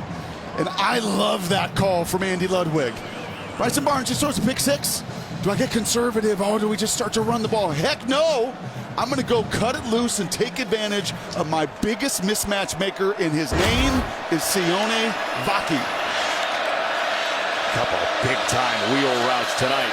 Now Barnes the handoff. It's Jackson stutter step into USC territory. Seriously, just the guile. And I just love this. Under the light right here, he's in the dark.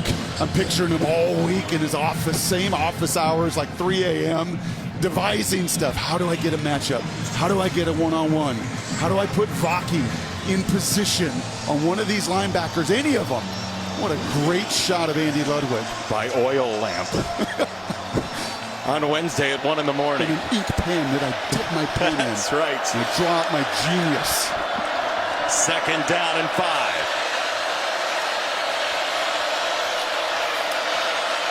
Jackson is down after a yard. First hit for Davis. 3rd and 4.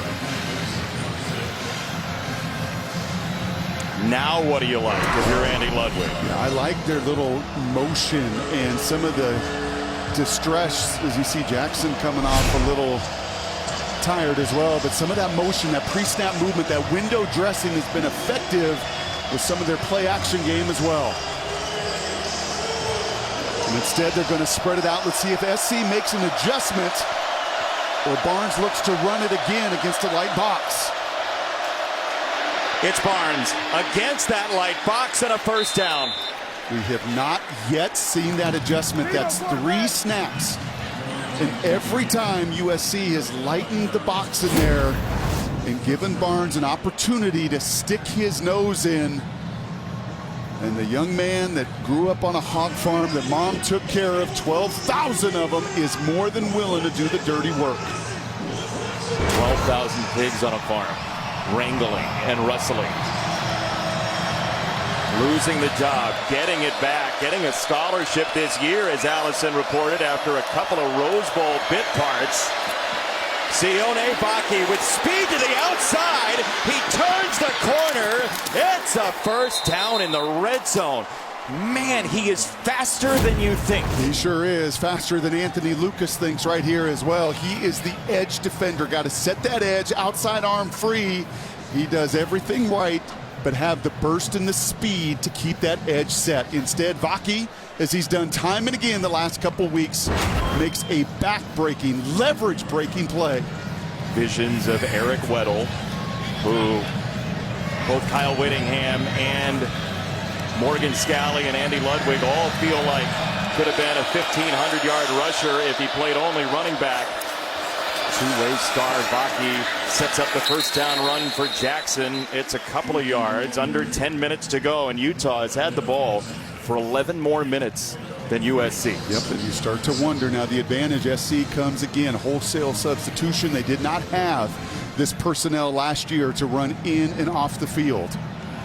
And Utah just ground them to a nub a season ago. Kyle Whittingham playing exactly the way he wants. I'm sure communicating with Andy Ludwig up there, keeping him ahead of schedule. Vaki and Jackson in the backfield. Jackson keeps it, and he's wrapped up by Solomon Byrd again. It's third down and about 7. Utah seems content to take a field goal if they need to and bleed some time off. They would rather have 6.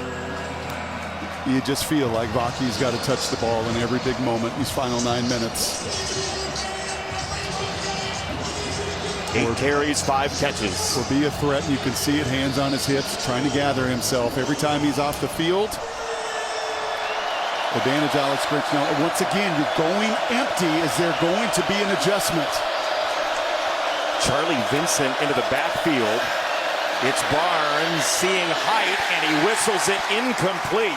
That was a great spin move by Romello Height to speed up the clock of Barnes. Knocking down that jersey's getting dirtier and dirtier. USC does their job here defensively. Field goal still, and it's a 1-score game. Cole Becker back from injury last week. He's 5 for 7.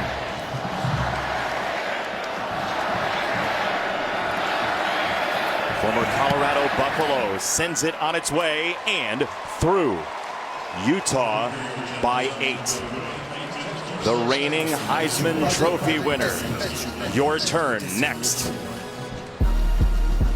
Tomorrow, huge day of NFL football on Fox. Jared Goff and the 5-1 Lions take on Lamar Jackson and the Ravens, or the Steelers and the Rams, or other regional action. Check your local listings for the game in your area. It's all on Fox and the Fox Sports app.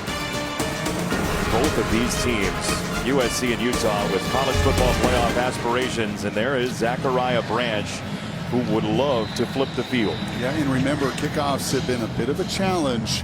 Hang time 4 or more. Direction important. That last one was a little flat and gave Branch an opportunity. He went 96 yards to the house against San Jose State earlier this year. And this kick is short as well and returnable for Branch. He chooses the left side. He breaks a tackle, and he is down at about the 13-yard line. That is Britton Allen with the stop for Utah, and now Caleb Williams, who has done so much wizardry for USC and fixed so much for the Trojans in his time here. What is left in the tank? Now it's time to go perform. I mean, you look at those NFL games tomorrow, Lamar Jackson, Jared Goff. This is the NFL. The NFL comes down to the fourth quarter, comes down to one-possession games. The elite quarterbacks are those in these moments that elevate everyone around them. From the 13, Caleb Williams. Opening pass is to Rice. He circles around a tackle of Broughton, and he's got a first down and a gain of 12. And I think tempo is your friend. Remember, their big play came as Utah was trying to get lined up on the previous possession. Once again, communicating. No substitution. Tempo here. Williams play action. He senses the rush, and down he goes. Caleb Williams sacked by Jonah Ellis, his 10th of the year. Just absolutely relentless. He's become a monster for his dad, Luther, there coaching him. You know, there's not a lot of emotion, but he loves it. The motor that doesn't stop. How many times does Utah just put out stud, pro, edge rusher, difference maker year after year? And Jonah's becoming just that. Dad told him to have your bread and butter, but also have 2 counters as well. And he has built the bread and butter, that spin move, but he's got options. Quarterbacks around the country know it. 2nd and 16 for Caleb Williams. Comes Fillinger. There goes Tanuvasa as well. Now Caleb climbing the pocket. He's on the run. He says go deep, and now he's going to run it himself and break it down at the 31 in the arms of Broughton. We call that the human joystick. He just goes up, he goes back as he's trying to manipulate the coverage here. 4 defenders, 7 of them watching from behind. All eyes are on him.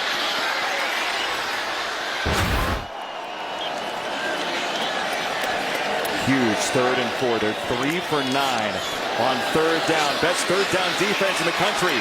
Ellis has eyes on him again. Williams escapes to the outside. Got a throw. He does. And it is caught by Singer.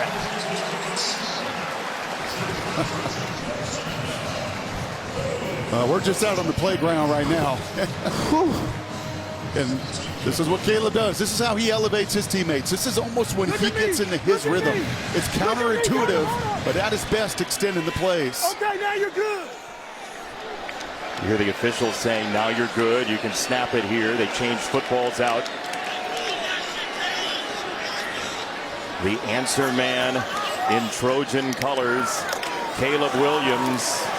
This is a handoff, and it's Austin Jones, a former Stanford Cardinal, and you see how fired up the towel guys on the sideline are. That's the kind of running that we saw early in this game. You notice no substitutions. Allowing for the tempo to continue. Jones again. And he slices across the 40-yard line. Levani Tabuni the tackle. And not allowing Utah to sub, not allowing them to play the games of running those D linemen all the way across the field and watching that clock tick, tick, tick, tick, tick. This time they will. And here you go. Here goes the slow-mo jog. Fotu comes off. Actually showing some pretty good speed right there. And now here we go. Empty for Williams. He slings it. Ball died a little bit, and it's caught by Washington, and he's got a catch. Anthony Britt, the umpire, let you know that one. These are the best microphones on the planet down on the field today, and you can hear the collisions all night. Utah, USC, aspirations on the line. This one out wide, Mario Williams, little ballet down the sideline.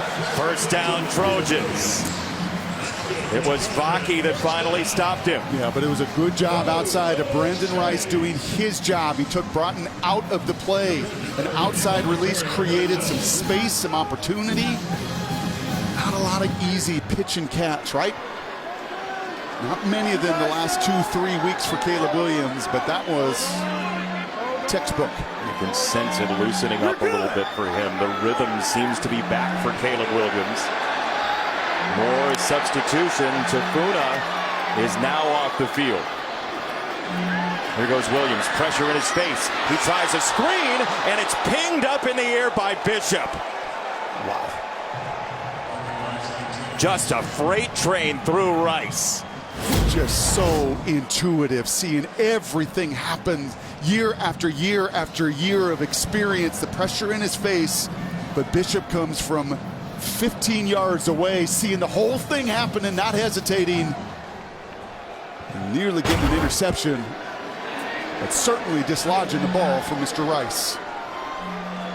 Setting up a 2nd and 10.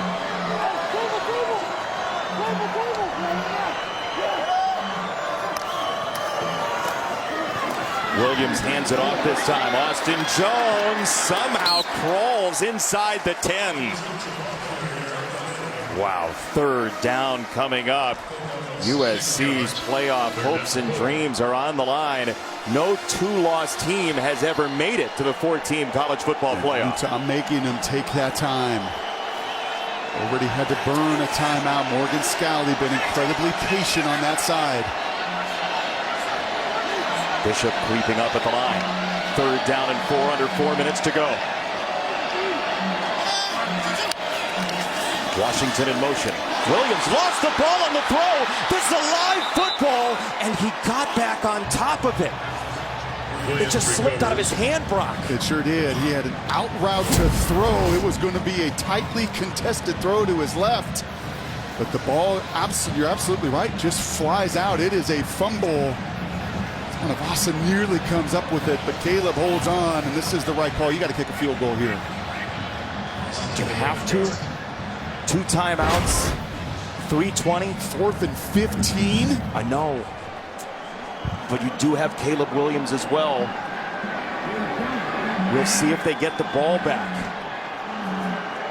Lincoln Riley wagering on his defense. His kicker first, Dennis Lynch, sends it through. 31-26. This football is oblong and frustrating. Man, oh man. 31-26. Here we go. To fate for Caleb Williams and his defense. He does not know, the reigning Heisman Trophy winner, if he's going to get the ball back from Utah with 3:03 to go. I'll tell you what, I watched that play 2 or 3 times during the break. And it was going to be very, very tight on an out route across the field that Mr. Broughton was sitting on. Might have been good fortune that that ball actually slipped out of his hands. It led to the field goal and a 5-point lead for Utah. He Matthews back to receive. Remember, USC did burn a timeout offensively. Matthews will decline to take it out. The ALCS continues tomorrow on FS1 after taking Game 5. Jose Altuve, Kyle Tucker, Alex Bregman, and the Astros head home with a 3-2 series lead. They're a win away from another trip to the World Series. Game 6 of the ALCS tomorrow, 7 p.m. Eastern on FS1 and the Fox Sports app.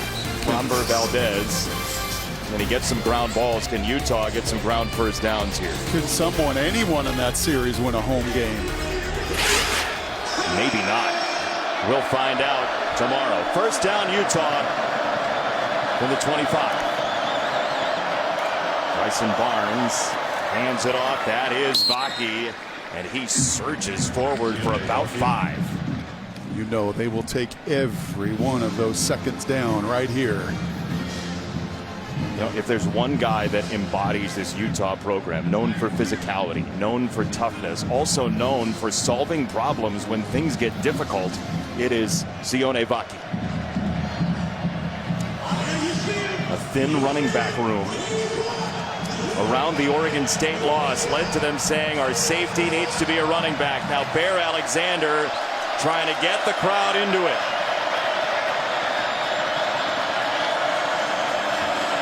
All the way down to 2. Well done by Barnes. He just got it off. And it's Jackson into the pile. It'll be 3rd down and 4.5. USC will use one of those timeouts.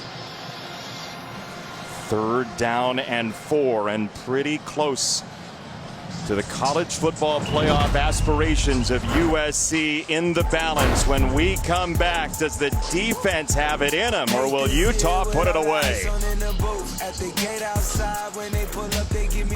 Fox College Football is sponsored by BMW, the ultimate driving machine, and by State Farm. Like a good neighbor, State Farm is there. 2 classics last year, 2 Utah wins, 3 in a row in the series, and a chance to put USC away basically on a 3rd and 4, Brock. Where's 28? Sione Vake has either got to touch it or he's got to be a distraction to set somebody else up. He's in the backfield.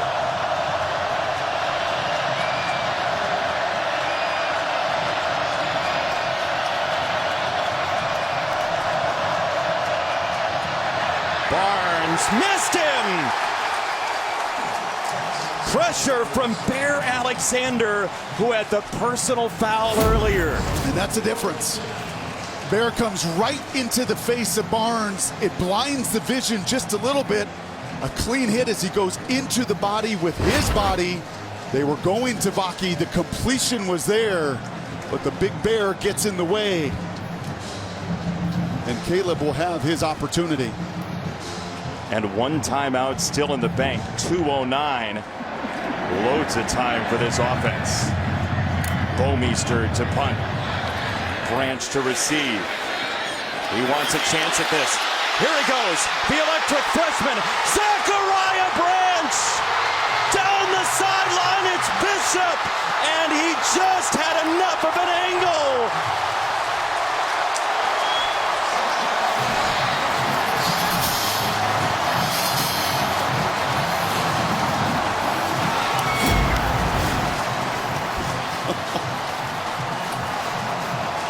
Speed kills, Benetti. Speed kills. And there's no hesitation. He beats the punter, and if it weren't for the relentlessness of Cole Bishop to track it down, this is 6 on the board. But there was no doubt that number 1 wanted to make his imprint on this unbelievable matchup between these 2 teams. His great uncle, the Hall of Fame NFL wide receiver, Cliff Branch. The speed, non-stop for Zachariah. And USC excited, ready to roll from the 11-yard line. Who will have their hearts broken by this series again tonight? Williams running, looking for the end zone. He's there. USC is all the way back.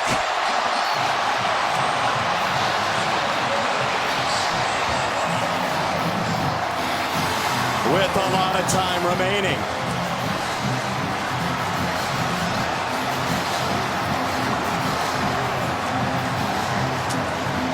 And a pretty significant 2-point conversion coming up right here, my friend. I can't believe the front that Utah just ran.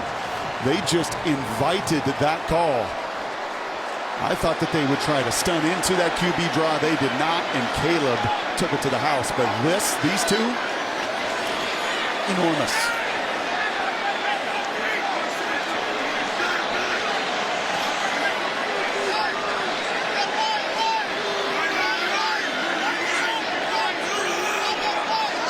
Yet again, a big lead has evaporated between USC and Utah. Caleb Williams giving ground, throwing for the end zone, and incomplete for Jackson. It is a solitary point that separates these 2. I looked at the front pre-snap and I thought to myself, there is no way. Look at this gap here. You have to stunt into this. Utah does not. The stunt gets blocked. A phenomenal job by the left tackle, Moen Monheim, to get into the way of Jonah Ellis. And then Caleb Williams just does the rest. Wow. USC was down 28-14 late in the 3rd quarter. And the reigning Heisman Trophy winner would like to be in the conversation again. And you see, it might be half the time they played in the Pac-12 that a double-figure lead has just gone away. Kyle Whittingham wouldn't call it a rivalry. He said it would be presumptuous to do that with USC, but I don't know what is if this isn't. Well, there's a minute 46, and we're not done yet. 3 timeouts for Utah. If we've learned anything in this matchup, especially in the original, we're in part 3, the original, it's going to come down to the very last second on that clock. Lynch drives it. Mikey Matthews watches it fly. Let's take a look at our Pacific Life game summary, sponsored by Pacific Life, creating financial security for more than 150 years. Well, this felt like it was yesterday. That was the opening series of the game. Vaki making his presence felt in the passing game. That was a little bit later. A phenomenal jump cut. This was a huge turning point. Bullock with the pick 6. Zachariah Branch, pure electricity when the ball is in his hands. A 61-yard punt return, and we got 106 wild seconds left. Bryson Barnes, young man who was working odd jobs to make ends meet in the offseason before he got his scholarship. In control, Alexander after him. He drops it off to a falling Jackson, and that's about a half a yard, and that's it. I don't think you have to go crazy here with just drop back pass. A screen, getting the ball out to Vaki, getting it out quickly is still good business. And the timeouts with 3 of them, you don't necessarily have to score here. You could get it back, as that's incomplete. Money Parks couldn't wrap his hands around it. 3rd and 9. He couldn't because Rajon Davis is right in his view. Gets a little distraction there on Money Parks. And this is the loudest the Coliseum's been all night in weeks.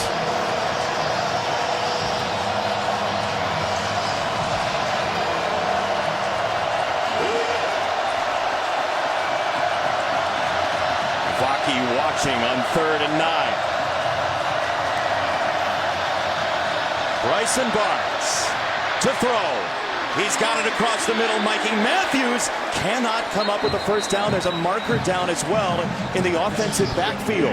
And could it be roughing the passer?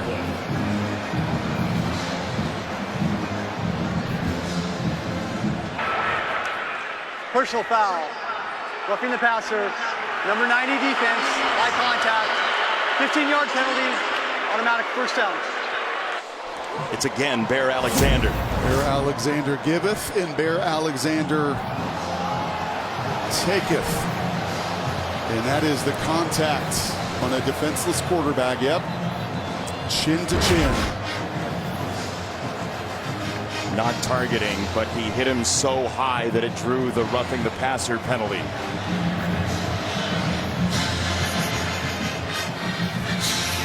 Remember, Becker, the kicker for Utah. Now they're going to check for targeting here. Becker, the kicker, coming back from injury last week, so we'll see what Kyle Whittingham thinks is a distance he's comfortable with. Dean Blandino watching this. What do you see on this play, Dean? So right now they're just looking at targeting. The roughing the passer penalty will stand, so it'll be 15 yards and a first down. The key is he leading with the head? That's the question. There's no question there's contact to the head neck area. Is he leading with that helmet, or is he going with the face mask? It looks like face mask. To me personally, I like roughing the passer for the high hit. I don't see this as targeting in terms of him truly leading with the head. I see it more face mask, but that they're going to have to make that decision in the booth. Do you like the roughing the passer penalty here, Dean? Anytime there's a high hit on a defenseless player, I think the roughing the passer... After review, it was determined that number 90 committed a personal foul, targeting penalty. Number 90 is disqualified for the remainder of the game. And obviously they felt that he was leading with the head, and they're going to disqualify the play. Wow, how about that? Dean, thank you. Bear Alexander not only is out for the rest of the game, but the first half next week as well. That is a rough night for that young man, and Kyle Whittingham has Utah just short of midfield. Yeah, and now Vaki's got to come into play. Right, we saw him earlier. You're backed up. You're going to throw it a little bit. I think now he has got to be a factor. You just don't have to go get it all. Even a run with 3 timeouts is in play. And movement at the line by Utah. 7th penalty on the Utes. I think that was going to be a jet sweep run. That's the true freshman. False start. Number 55 offense. 5-yard penalty. Remains first down. That is just, we have seen emotional outpourings in this series in 3 games the last 2 years. That's how much it means to these guys, man. A steely glare of Kyle Whittingham. 3rd false start penalty for Utah tonight. Barnes keeps it himself, gets to the outside, and Barnes is met hard short of the 40-yard line. He was drilled by Branch. Wow. And that is his throwing shoulder that he just throws right into Zion Branch, who looks the worse for wear with that contact. 3 timeouts for Utah, 45 seconds and moving. 2nd down and 2 for the Utes. He loads up, he rolls, he surveys and throws incomplete. 3rd and 2. Now, time, down marker, distance for field goal, all factors. Yeah, that took an awful lot of time off the clock, and here is the collision once again, putting his body in harm's way. A throwing shoulder right into the strong safety. Bam! That is Zachariah's brother, Zion Branch, with the hit.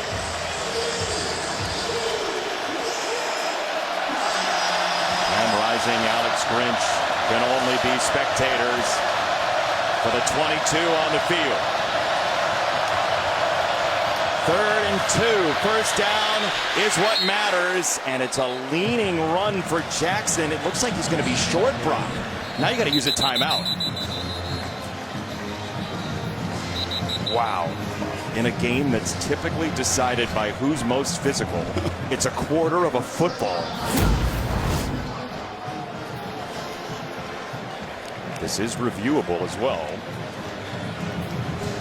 Replay looks at all the plays. It's just a question of whether or not they would stop it. You see anything that would make it a first down? It's awfully hard with so many bodies. Look at them. 1, 2, 3, 4, 5, 6, 7, 8, 9 USC Trojans up near the line of scrimmage. Hard to say where a body part is down and just where the ball is on either of those views. And you mentioned this earlier, Cole Becker coming back from injury as Bear Alexander is doing all he can. I'll tell you one thing I love, the change of the targeting rule to not kick the player off the field, especially with one like that. Cam Rising doing his part. That look says it all. Let's go. I don't know what's going to happen. Roll the dice.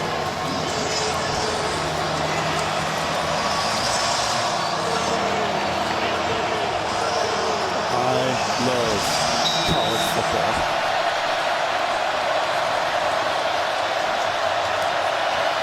Here we go. Direct snap. It is a first down for Jackson. Clock stops at 17. It actually should have stopped, it seems like, a couple seconds earlier. Utah has 2 timeouts. You got to take one. Absolutely. Kyle's calling for a spike. I think you got to just take a timeout. They're going to move the game clock back. They're going to put it back at 22 seconds, if I heard the announcement correctly. Let's see. It's 19. 19. The runner made the line of game for a first down. The previous play is under replay review. So this one goes under review. Cole Becker hit from 56 a couple years ago with Colorado, so you're getting close to that spot.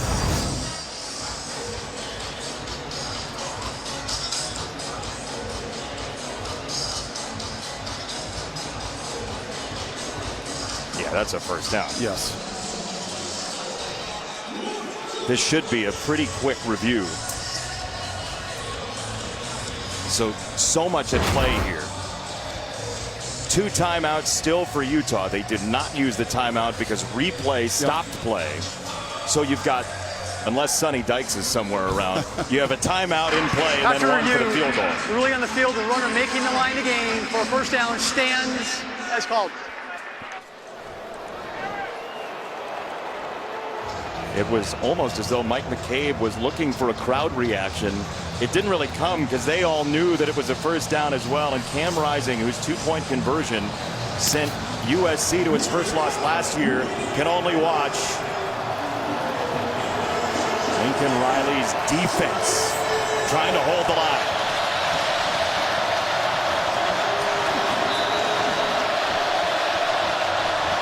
There goes Jackson in motion. Barnes sets to throw.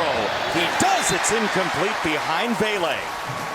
So that tells me that Kyle Whittingham feels like he needs some yardage here. Oh, yes. No question. Becker is coming off of a leg injury, an adductor injury.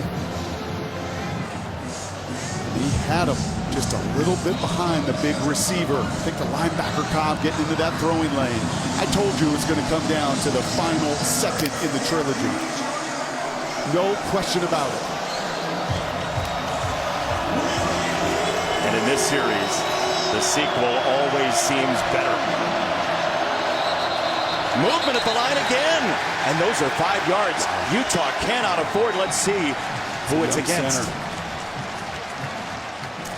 Ayu just with the snap infraction. Snap. False start. Number 61 offense. 5 yards penalty. Remains second down. Oh, these are the moments that the young players, that clock just speeds up on them, especially those that have the ball in their hands. But the clock was stopped, so no 10-second runoff, no use of timeout necessary.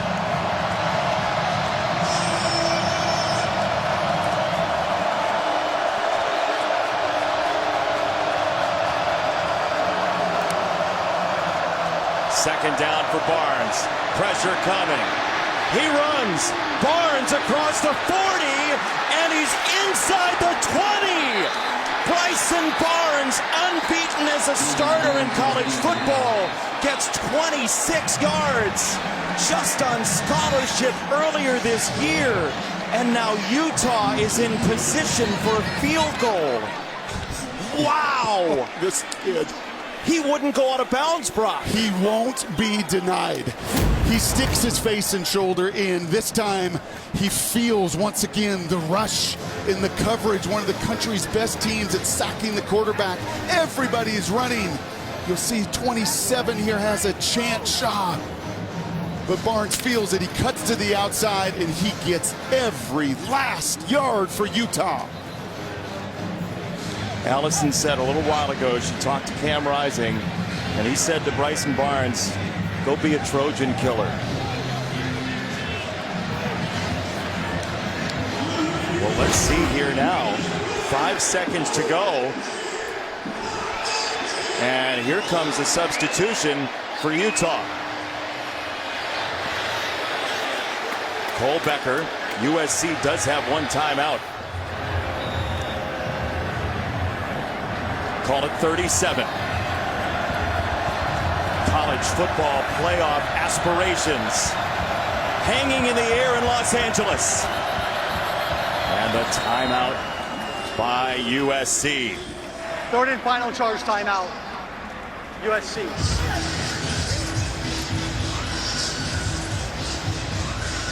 Now Kyle Whittingham is unhappy.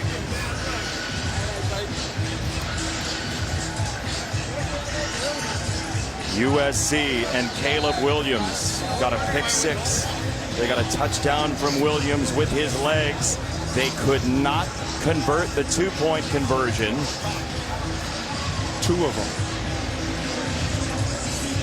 And Bear Alexander's personal foul that turned into targeting gave Utah a heartbeat on this drive.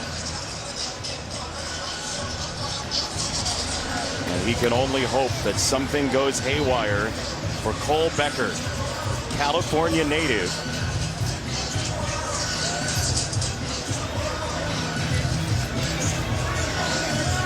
He's over on the sideline with the huddle on the field. USC and Utah once again. Now let's see, they're going to try and center this, I think, to get him into the middle of the field with 5 seconds. That is chancy. They do have a timeout remaining. So here we go. He gets down. There's the timeout for the Utah Utes, and it will be, this time around for sure, Cole Becker. Bryson Barnes got them in range. He's just an unbelievable competitor, man. Unflappable. From quarterback to other quarterback to other quarterback, trying to take the job from him, sometimes succeeding, and he stays the course. And went toe-to-toe. Went toe-to-toe with the Heisman Trophy winner. And there's something about grit that gets developed when you're a walk-on, when you're trying to be replaced by everybody, and yet you're the one standing. Look at the uniform. Look at the sweat. Look at the effort. He has emptied the tank like everybody has on the field for the final 3 seconds.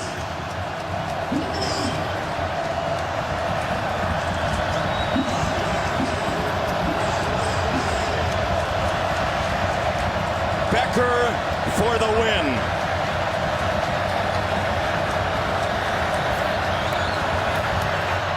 It is good! The Utah Utes sink USC once more in another classic.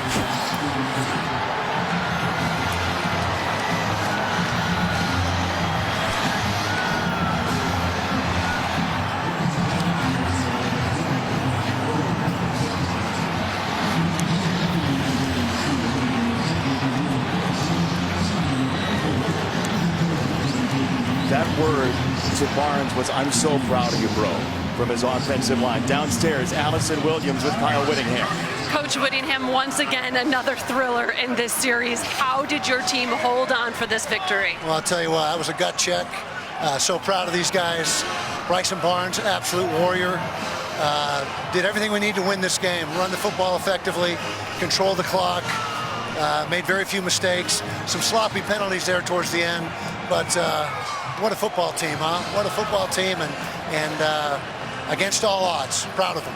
Speaking of against all odds, you come in here and you win this game with Bryson Barnes at quarterback, a former walk-on. You've got Sione Vaki playing tailback because you're so thin there. Put into perspective for me how you guys got this done. Yeah, well, it's next man up mentality, and that's all you can do. And that's it. I mean, you know, you get guys that are not available. The guys that are available step up, take their place, and perform. And that's exactly what happened.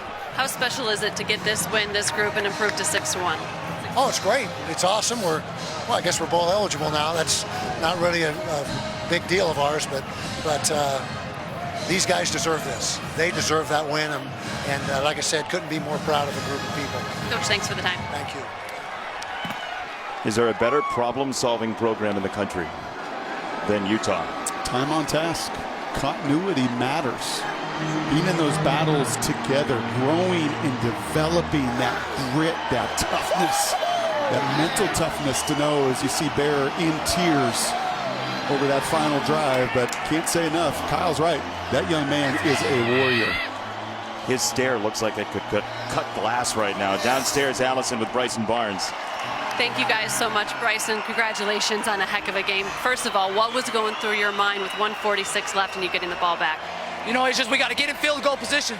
We had the number and what we needed to get to, so it's just a matter of getting down there and trusting in our players to get it done. Your entire career has been a fight to get on the field and to get into this starting position. What type of fight did it take to win this game? I mean, it takes all 22 guys that are out there on the field on offense and defense, and you know, it's just trusting in your teammates and just letting it rip. Can you put into perspective for me the emotions of pulling out this win in such a dramatic fashion? I mean, it's great. I mean, I feel like it hasn't quite settled in yet. We'll check in tomorrow, and I bet it's going to be pretty good. I bet it will. Thanks, Bryson. Yeah, thank you. Awesome. The only quibble I would have is it was really 21 guys because Vaki was playing defense and offense. And then you think about USC here. Caleb Williams did everything he could. Yeah. And it just was a couple points short. Cole Becker will eat for free in Salt Lake City for a long time after he leaves. Perfect snap, perfect holds, perfect kick. So calm, Kyle Whittingham. When you've been at it as long as he has, you separate that emotion, right? You did everything you could. You put yourself in position. What an unbelievable scramble by Barnes. I father-in-law likes to say, nobody washes the car like the owner. There is so much ownership in this program. Guys that have been there, paid the dues like Bryson as a walk-on, that wait their turn, right? Like Vele, like Vaki, these guys that are invested so deeply in their program, it matters. And on the other side, the Heisman Trophy winner knows it won't be a playoff run this season. USC runs into the Utah buzzsaw again. We'll be back with more post-game coverage right after this.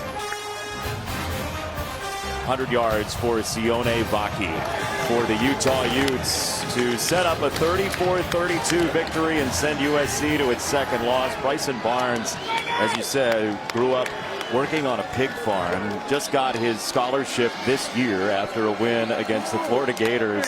And Utah just figures it out. They always find a way. And USC thought they had him this time. This stretch run, both of these fan bases felt like they were going to survive this. Yep. Styles make fights, and there were swings, big swings on both sides of it, all the way down to the final seconds. You know, you said something about a month ago when we had Utah versus UCLA, and everybody was out for Utah. And you were like, you know what? If they can just weather the storm and get people back, this is going to be a dangerous, dangerous animal down the second half of the season. And we were there. And they got their horses back, and you're starting to feel that. And Bryson Barnes is winning his teammates over.